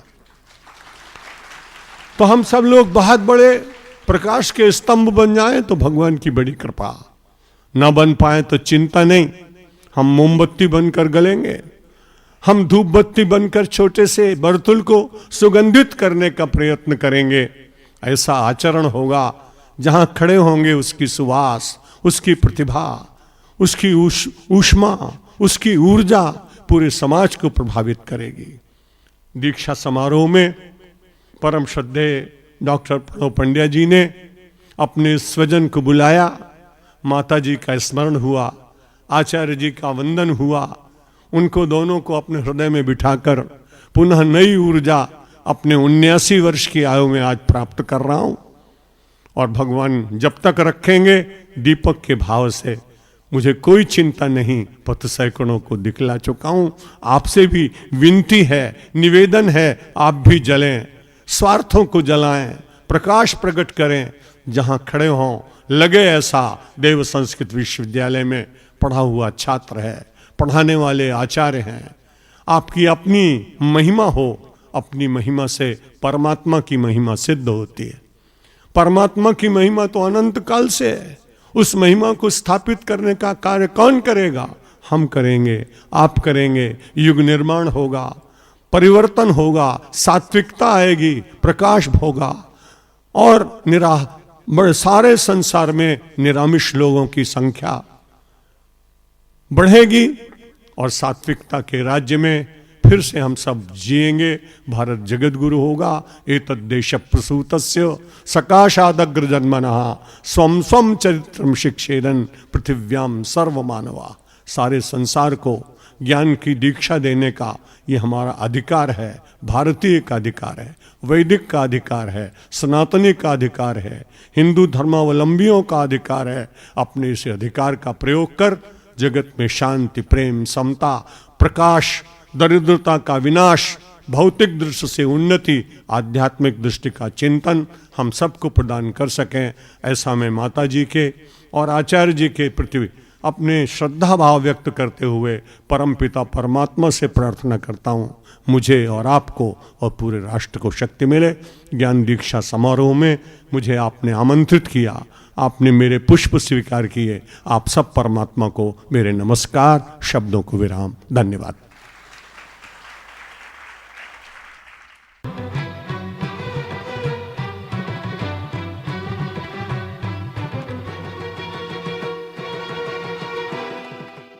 परम पूज्य गुरुदेव की जलाई हुई ज्योति को सतत प्रकाशित होते रहने के लिए, जलाए रखने के लिए कृत संकल्पित परम आदरणीय डॉक्टर साहब, जो हम सब के लिए मार्गदर्शन देने के लिए अब अंतिम चरण में है, अध्यक्षीय उद्बोधन के रूप में, ज्ञान दीक्षा के महत्वपूर्ण उद्बोधन के रूप में हम सब छात्रों के जीवन में एक ऐसी ज्ञान की किरण स्थापित करें कि हम गुरुदेव के प्रकाश से प्रकाशित होते हुए समाज के लिए प्रकाश स्तंभ बन सकें। परम आदरणीय डॉक्टर साहब। गायत्री मंत्र एक प्रार्थना है, प्रसविता सविता, पोषक सविता, जिसके माध्यम से ब्रह्मांड का प्रसव हुआ, जिसने इस धरती को जन्म दिया, जिसने इस ब्रह्मांड को जन्म दिया, ऐसे सविता देवता की हम आराधना करते हैं, प्रार्थना करते हैं। और गायत्री मंत्र जो एक वेदों का आदिकालीन मंत्र है, उसके माध्यम से हम रोम रोम में, कण कण में उस सविता के तेज को सोखते हैं और प्रार्थना करते हैं कि उस प्राण स्वरूप, सुख स्वरूप, दुखनाशक, श्रेष्ठ तेजस्वी पापनाशक परमात्मा के दिव्य तेज को हम अंतरात्मा में धारण करें। वह परमात्मा हमारी बुद्धि को सदैव सन्मार्ग की ओर प्रेरित करें। गायत्री मंत्र मेरे साथ साथ। ओम भूर्भुवः स्वः तत्सवितुर्वरेण्यं भर्गो देवस्य धीमहि धियो यो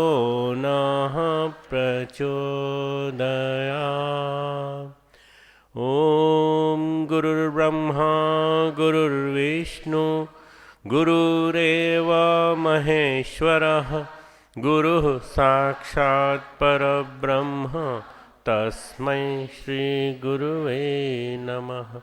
अखण्डमण्डलाकारं व्याप्तं येन चराचरं तत्पदं दर्शितं येन तस्मै श्री गुरुवे नमः। मातृवत् लालयित्री च पितृवत् मार्गदर्शिका नमोस्तु गुरुसत्तायै श्रद्धा प्रज्ञायुता चया श्रद्धा प्रज्ञायुता च। आज के इस ज्ञान दीक्षा समारोह में परम पूज्य गुरुदेव परमन्य माता जी की सूक्ष्म उपस्थिति में हमारे साथ मंच पर विराजमान परम श्रद्धेय परम सम्माननीय पूर्व शंकराचार्य, हमारे परम आत्मीय, हमारे अनन्य श्री स्वामी सत्यमित्रानंद जी महाराज, जिनकी मुझ पर बड़ी अनंत कृपा रही है। बहुत समय से मैं समझता हूँ कि जब मैं 10-11 साल का था, शायद स्वामी जी को भी स्मरण न हो, उस समय स्वामी जी भानपुरा पीठ के शंकराचार्य थे। मेरे पिताजी जज थे, वहाँ पर न्यायाधीश थे, तो आप घर आते थे, मैंने अपने हाथ से भोजन परोसा है आपको। मैं बहुत बहुत सम्मान के साथ स्वामी जी का अध्यात्म जगत में एक मनन करता हूँ, चिंतन करता हूँ। आपकी बड़ी अनंत कृपा रही है।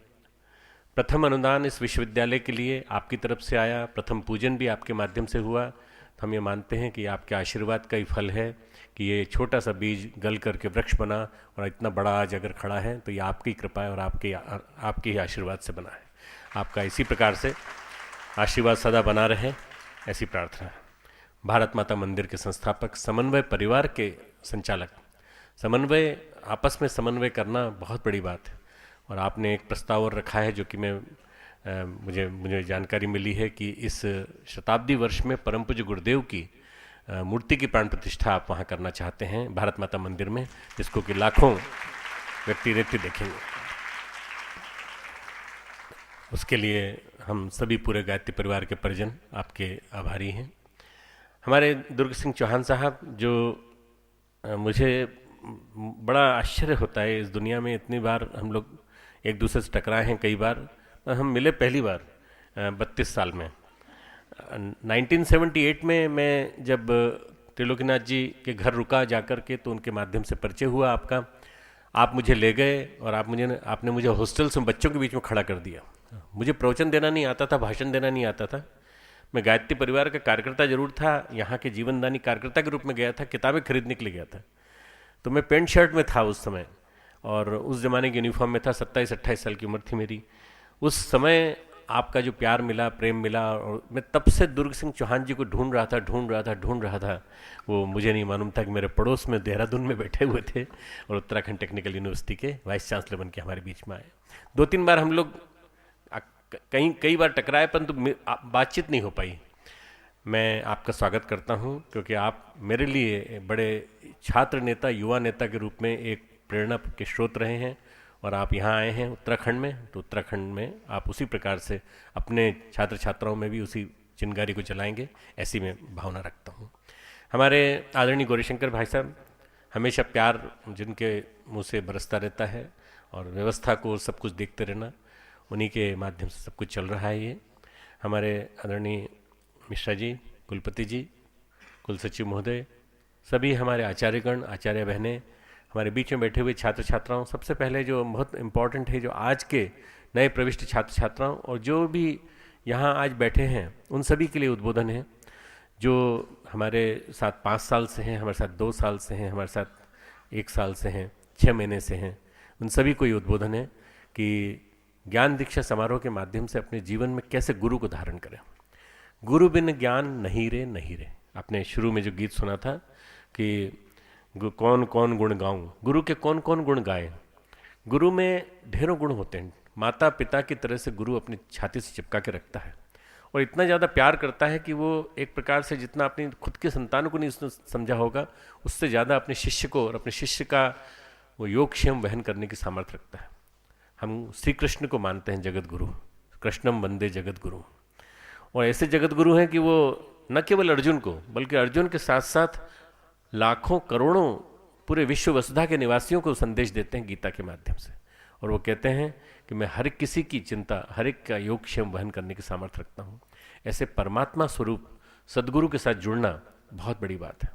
और जुड़ना ही नहीं बल्कि जुड़ने के साथ साथ अपने जीवन में शिक्षा और दीक्षा, स्वामी जी ने भिक्षा से आरंभ किया था, प्रतीक्षा तक ले गए थे स्वामी जी। मैं दो चीज़ को महत्व देता हूँ ज़्यादा। शिक्षा दीक्षा, जिससे पूछा जाता है आपकी शिक्षा दीक्षा कहाँ हुई, उसी से पहचाना जाता है आदमी, ये आदमी कौन है, किस तरह का है, कहाँ पढ़े आप, कहाँ आपकी पढ़ाई हुई, कहाँ आपकी दीक्षा हुई। शिक्षा और दीक्षा दो ऐसे शब्द हैं जो कि हमारे जीवन को बहुत ज़्यादा प्रभावित करते हैं। हमने जहाँ पढ़ा और जहाँ हमने अपनी प्रशिक्षण को परिमार्जित किया, मजाई जहाँ पर की, ये दोनों चीज़ें बड़ी महत्वपूर्ण हैं। इस विश्वविद्यालय में हम लोगों ने प्रयास किया है कि हम शिक्षा और दीक्षा दोनों दें, और उसके साथ साथ सही बात जो है वो ये कि विद्या और अविद्या दोनों का पोषण करें। हमारे साथ अविद्या के पोषक टेक्निकल यूनिवर्सिटी के वाइस चांसलर साहब बैठे हैं। बिना अविद्या के, बिना विज्ञान के ज्ञान कैसे चलेगा? बिना शिक्षा के, बिना विद्या के, दोनों के समन्वय के कैसे दोनों साथ साथ चलेंगे? शिक्षा जरूरी है, उतनी ही विद्या भी जरूरी है। पर आज उल्टा हो गया है कि शिक्षा ही शिक्षा रह गई समाज में और विद्या समाप्त हो गई। विद्या जो मुक्ति की ओर ले जाए, विद्या वो जो विनम्रता लाए, विद्या वो जो हमारे जीवन में श्रेष्ठताओं का, सद्गुणों का सारा समुच्चय जो है उसको समाविष्ट करे, वो विद्या। आज की शिक्षा जो है वो संस्कार विहीन हो गई है। उसका मूल कारण ये है कि हमने अपने पुरातन संस्कारों को, पुरातन मान्यताओं को एक तरफ रख दिया। चाणक्य का जमाना याद आता है, जहाँ चंद्रगुप्त गढ़े जाते थे, और चंद्रगुप्त के माध्यम से चाणक्य ने एक पूरे बृहत राष्ट्र की कल्पना की, बृहत्तर भारत की कल्पना की, दासी पुत्र को खड़ा कर दिया और इतना बड़ा बना दिया, कहाँ से कहाँ पहुँचा दिया। ऐसे आचार्य को गढ़ने वाली यूनिवर्सिटी आज कहीं दिखाई नहीं पड़ती। नालंदा तक्षशिला विश्वविद्यालय उसी से उपजे थे। विक्रमशिला, उज्जैनी, जितने प्रकार की यूनिवर्सिटियां हैं, उदंतपुरी, ये सारे विश्वविद्यालय किसी जमाने में हुआ करते थे, जीवन विद्या के आलोक केंद्र हुआ करते थे। हमारे गुरुदेव की इच्छा थी, 1964 में गुरुदेव ने अखंड ज्योति में लिखा, मेरी इच्छा है कि श्रेष्ठ मनुष्य बने, अच्छे मनुष्य बने, ऐसे मनुष्य बने जो जीवन में सही अर्थों में जीवंत जीवन जो जीते हों, आचरण में जो जीवन में जीते हों, ऐसे और ऐसे मनुष्यों को बनाने वाला विश्वविद्यालय बने। 1964 अप्रैल की अखंड ज्योति में वो लिखते हैं और वो कहते हैं कि ऐसा तंत्र विकसित होगा, ऐसा मुझे पूरा विश्वास है। 1980 में परम पूज्य गुरुदेव ने यहाँ पर गायत्री विद्यापीठ की स्थापना की, जो आज विश्वविद्यालय में स्थापित हो गया है। वो गायत्री विद्यापीठ शुरू में केवल 5वीं तक, पहली से 5वीं तक के लिए चला था, फिर 5वीं से 8वीं तक हुआ। हमारे वर्तमान कुल सचिव संदीप कुमार जी की उसमें बड़ी महत्वपूर्ण भूमिका रही। उन्होंने उस जमाने के बच्चों को बड़ा गढ़ने में बहुत मदद की, शिक्षा दी, उन्होंने दीक्षा दी, विद्या भी दी, सब कुछ दी। और वो वहीं पर उसी के शुभारंभ के समय गुरुदेव ने कहा था, आज जिस विद्यापीठ में आप लोग बैठे हैं, ये विद्यापीठ आगे चलकर विश्वविद्यालय का रूप लेगा। तब हम तो नहीं होंगे, पर हमारे उत्तराधिकारी इसका संचालन कर रहे होंगे, और निश्चित रूप से ये विश्वविद्यालय बहुत विराट बनेगा, सारे विश्व में फैलेगा। उस लेक्चर में हम लोग भी बैठे थे, हमें कल्पना नहीं थी गुरुदेव क्या बोल रहे हैं। छोटा सा 4 कमरों का विश्वविद्यापीठ, विश्वविद्यालय कहाँ से बन जाएगा? थोड़ा सा छोटा सा शांतिकुंज था 1980 का, तो कितना बड़ा बन जाएगा, कल्पना नहीं होती। पर महापुरुष होते हैं, उनकी दृष्टि बड़ी दूर तक होती है। उन्होंने उस विद्यापीठ को विश्वविद्यालय बनाने की बात कही थी। मित्रों, आज वो विद्यापीठ विश्वविद्यालय में बैठा हुआ है और वहाँ पर प्ले ग्रुप से लेकर PhD तक के बच्चे पढ़ते हैं। ये परम पूज्य गुरुदेव की विजन, उन्हीं की विजन है। आज करीब ये मान के चलें कि करीब 1000 बच्चे हमारे जो छात्र छात्राएं जो PhD तक पढ़ रहे हैं, प्लस 550 बच्चे हमारे विद्यापीठ में, जो कि पीछे यूनिवर्सिटी के साथ ही लगा हुआ हमारा कैंपस उसमें है। ये सारा स्वरूप बताता है कि आने वाले दिनों की शिक्षा नीति, आने वाले दिनों में जो ये भ्रष्ट शिक्षा जिस तरह से चल रही है, इसको बदलने का तंत्र अगर कोई करेगा, कोई प्रचार करेगा जिसका, और एक प्रकार से उत्प्रेरक की भूमिका, कैटलिस्ट की भूमिका निभाएगा, वो कैटलिस्ट की भूमिका निभाने वाला एकमात्र तंत्र मुझे दिखाई पड़ता है मित्रों, देव संस्कृति विश्वविद्यालय। और देव संस्कृति विश्वविद्यालय सारे विश्व में, सारे भारत में जगह जगह अपनी बीज स्थापित कर रहा है, नर्सरी की तरह से सीडलिंग्स स्थापित कर रहा है। प्रयास है कि देव संस्कृति विश्वविद्यालय का विस्तार हो। देव संस्कृति विश्वविद्यालय हर भारत के हर शहर में, हर नगर में, हर कस्बे में फैले, इसका एक प्रयोग आने वाले 5-7 साल में निश्चित रूप से होगा। मुझे पूरा विश्वास है कि मेरे साथ जो यहाँ बालक बैठे हैं, आचार्यगण बैठे हैं, ये उसमें अध्यापक बनेंगे, आचार्य बनेंगे, आचार्य बनेंगी और ये जाके वहाँ पढ़ाएंगे। निश्चित रूप से मत्स्यावतार की तरह से विस्तार होगा और उसमें शिक्षा भी होगी और विद्या भी होगी, दोनों मिलकर के पढ़ाई जाएंगे। देखते देखते हमारे विश्वविद्यालय को 8 साल हो गए। इस 8 साल में बहुत सारा पानी गंगा में बहा है। हम देख रहे हैं परिवर्तन प्रक्रिया बड़ी तेज़ी से गतिशील हुई है। हम लोगों ने विभिन्न कोर्सेज आरंभ किए, कैंपस को बढ़ाया है। स्वामी जी का बहुत दिनों से कैंपस में आना नहीं हुआ। मैं कभी जब थोड़ी दिन खुला होगा, थोड़ा ठंड कम हो जाएगी, तब मैं चाहूँगा कि स्वामी जी एक बार पधारें, आपके हाथ का लगाया हुआ बीज कैसे फैल गया है, कैसे विकसित हो गया है, उसको आके स्वयं देखें कितना विस्तार हो गया है। आज आवासीय विद्यालय, आवासीय महाविद्यालय नहीं चल पाते क्योंकि उनमें बड़ी दिक्कत होती है चलाने वालों को, पर हम लोगों ने प्रयोग किया है। यहाँ 1000 बच्चों को हम आवास में रखते हैं। इसके साथ साथ हम सारे अध्यापकों को, आचार्यों को भी वहीं रखते हैं। हमारे वाइस चांसलर साहब भी वहीं रहते हैं। और ये प्रयोग अपने आप में अनूठा है, क्योंकि जीवन को 24 घंटे जब तक कोई ट्रेन नहीं करेगा तब तक वास्तव में सही अर्थों में प्रशिक्षण नहीं हो सकता। ये सारे के सारे हमारे एक ही कुटुंब में रहते हैं और एक ही कुटुंब में रह करके एक साथ हम लोग विकसित होते हैं। जो आज हमने सहनऊ की जो बात कही, हम सब एक साथ, ये एक साथ की प्रक्रिया गुरुदेव ने परिवार का कंसेप्ट दे करके बढ़ाई। ये परिवार है, गायत्री परिवार है, गायत्री परिवार में शांति कुंज परिवार है, विश्वविद्यालय परिवार है। हम सब मिलकर के एक साथ चलेंगे और एक साथ आगे बढ़ेंगे। आदमी गौरवान्वित महसूस करता है जुड़ने के बाद, विश्वविद्यालय से जुड़ने के बाद, शांति कुंज जुड़ने के बाद। ढेर सारे IT फील्ड के कार्यकर्ता छोड़ के आ रहे हैं और यहाँ आकर के जुड़ रहे हैं। क्या जरूरत है उनको छोड़ने की? नौकरी कम से कम कुछ नहीं तो 7-8 लाख रुपए का वार्षिक, आज परिभाषा भी क्या हो गई, शब्दावली क्या हो गई, आज पैकेज हो गई। कितने का पैकेज मिला हुआ है आपको? पैकेज शब्द से मुझे लगता है मिठाई का कोई पैकेट बना दिया हो, इस आदमी का भी पैकेज बना दिया पूरा। 8 लाख का पैकेज मुझे मिला हुआ है, 8 लाख का पैकेज मिला हुआ है, 10 लाख का पैकेज मिला है। जिसको जितना बड़ा पैकेज मिला है वो उतना ही बड़ा आदमी माना जाता है। खुश होते हैं सब लोग, घर के भी लोग खुश होते हैं। और परंतु वो छोड़ करके यदि हमारे यहाँ कोई आने को आतुर है, उत्सुक है, तो इससे मानना चाहिए कि बाहर की दुनिया में अशांति है, तनाव है। बाहर की दुनिया से वो इस दुनिया में आना चाहता है, इसका मतलब उसके अंदर का सत्वगुण जागृत हो रहा है और भाग के लोग आ रहे हैं हमारे यहाँ। बहुतों को तो रोकना पड़ता है, मना करना पड़ता है। निश्चित रूप से ये शांति कुंज इतना बड़ा नहीं है कि सबको समा सके। न जाने कितना बड़ा शांति कुंज होने जा रहा है। मुझे कल्पना लग रही है शताब्दी वर्ष और आने वाले 2 वर्ष, परम पूज्य गुरुदेव का जन्म शताब्दी वर्ष 2011 जिसमें हमने शुभारंभ किया है, 2012 जो अनुयाज वर्ष होगा और सूर्य साधना वर्ष होगा, क्योंकि सूर्य 2012-2013 में बड़ी प्रखरता से तेज बरसाने वाला है। निश्चित रूप से इन 2-3 वर्षों में इस मिशन का कई गुना, अनंत गुना विस्तार होगा। और इस अनंत गुना विस्तार में ढेर सारी प्रतिभाएं, ढेर सारे लोग जो जहाँ तहाँ पड़े हुए हैं वो आके जुड़ते चले जाएंगे। मैं तो आदरणीय दुर्ग सिंह चौहान जी को भी अनुरोध करता हूँ कि जब आप इस टेक्निकल यूनिवर्सिटी से आप सेवानिवृत्त हो जाएं तो आप हमारे यहाँ, उसके पहले भी आना चाहें तो आप जब भी आना चाहें तो आप, स्वागत है आपका विश्वविद्यालय में। इस कार्य में ढेरों लोगों को, ढेरों प्रतिभाओं को लगना है और शिक्षा के क्षेत्र में ढेर सारी नए हमको आयाम खोलने हैं, नए डायमेंशंस ओपन होने हैं। मैं समझता हूँ कि हमारा जो प्रयोग है जिसमें हमने स्कूल ऑफ होलिस्टिक हेल्थ खोला, स्कूल ऑफ एजुकेशन खोला, इस तरह से स्कूल ऑफ स्पिरिचुअल साइंसेज हम खोलने जा रहे हैं। अभी 1 हफ्ते के अंदर ही हमारी भविष्यवाणी होने जा रही है। स्कूल ऑफ स्पिरिचुअल साइंसेज में साइंटिफिक स्पिरिचुअलिटी भी होगा, जिसमें दर्शन शास्त्र भी होगा, जिसमें संस्कृत भी होगी और जिसमें वेद विज्ञान विभाग भी होगा, जिसके अंतर्गत हमारा ज्योतिष भी होगा और हमारा धर्म विज्ञान विभाग भी होगा। इसी प्रकार से स्कूल ऑफ कम्युनिकेशन, जिसमें कि कंप्यूटर साइंसेज और जितनी भी चीज़ें जुड़ी हुई हैं कम्युनिकेशन नेटवर्क वाली, वो सब उसके साथ एनिमेशन। एक हमने दिशा दी है कि किसी वोकेशनल इंस्टीट्यूट को कैसा होना चाहिए, वोकेशनल इंस्टीट्यूट कैसा होना चाहिए और एक आदर्श इंस्टीट्यूट कैसा होना चाहिए। जब कोई लोग बाग आएंगे, जब देखेंगे यहाँ आकर के, तब उनको पता चलेगा कि हमें अपने संस्थान को इस तरह से विकसित करना चाहिए। भाइयों बहनों, हम अपने आप में फूलते नहीं हैं, फूल के कुप्पा भी नहीं होते। हम बार बार लोगों से सीखते हैं, वनस्थली जाते हैं, वहाँ से सीख के आते हैं। दक्षिण भारत के इंस्टीट्यूशंस में हमारे VC साहब जा चुके हैं, जगह जगह उन्होंने जाके बहुत कुछ सीखा है, बहुत कुछ वहाँ से सीख करके लाए हैं। मैंने एक हीरे को परखा है और हीरे को परख करके मैंने पकड़ के लेके आया हूँ, जो उद्यमिता के क्षेत्र में काम कर रहा था और सरकार को, भारत सरकार को बड़े बड़े लाभ दे रहा था। परंतु मुझे ऐसा लग रहा था कि ये इस व्यक्ति को मुझे वाइस चांसलर बनाना है और उसको मुझे किसी भी हालत में पकड़ के रखना है। मैं इनके घर गया सुबह 4 बजे और पकड़ के ले आया, 4 घंटे इनके पास बैठा रहा। मैंने कहा आपको मेरे साथ चलना है और ये विश्वविद्यालय का प्रथम कुलपति आपको बनाया।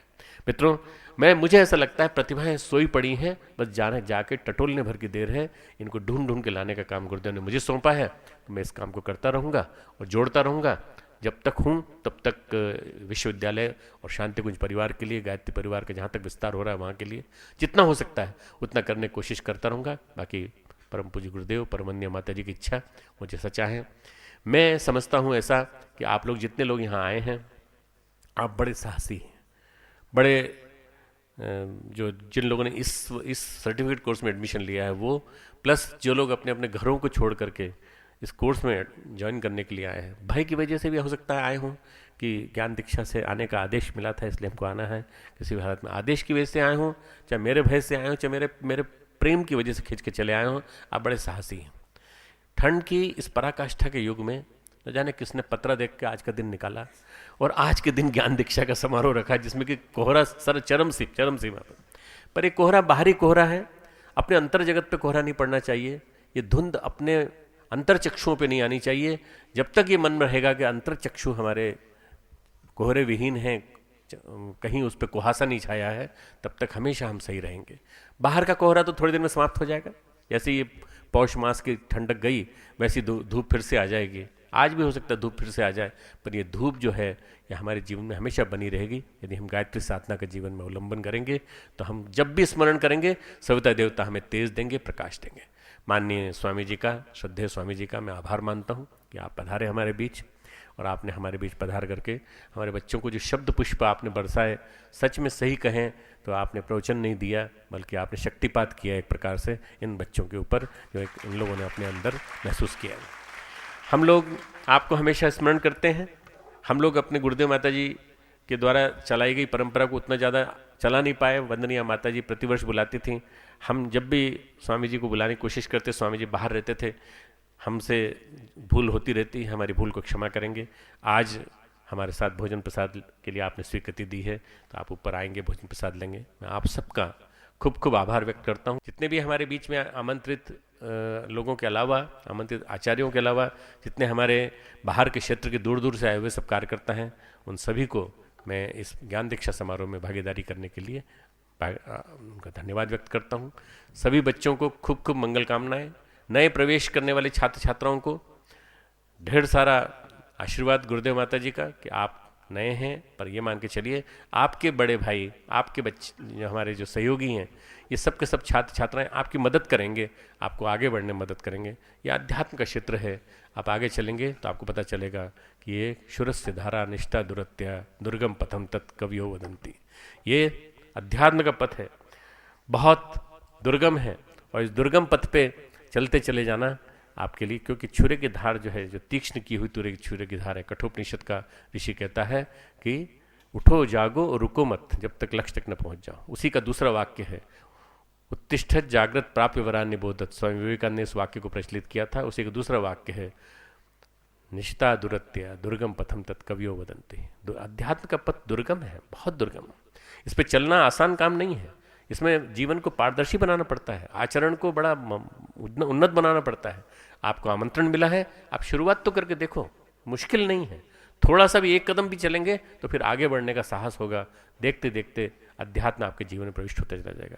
खूब खूब मंगल कामनाएं, ढेर सारे आशीर्वाद।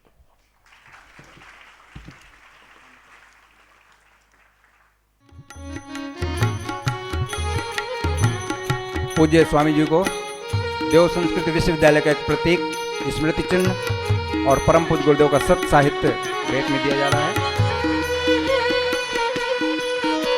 माननीय चौहान साहब को देव संस्कृत विश्वविद्यालय का स्मृति चिन्ह और गुरुदेव का सत साहित्य, उनका वांग्मय का प्रतीक दिया जा रहा है।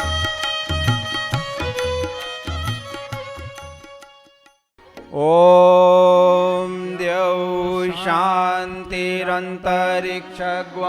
शांति पृथ्वी शांतिरापः शांतिरोषधयः शांति वनस्पतयः शान्तिर्विश्वे देवाः शान्तिर्ब्रह्म शान्तिः सर्वगं शान्तिः शान्तिरेव शान्तिः सामा शान्तिरेधि। ॐ शान्ति शान्ति शान्ति सर्वारिष्ट सुशान्तिर्भवतु।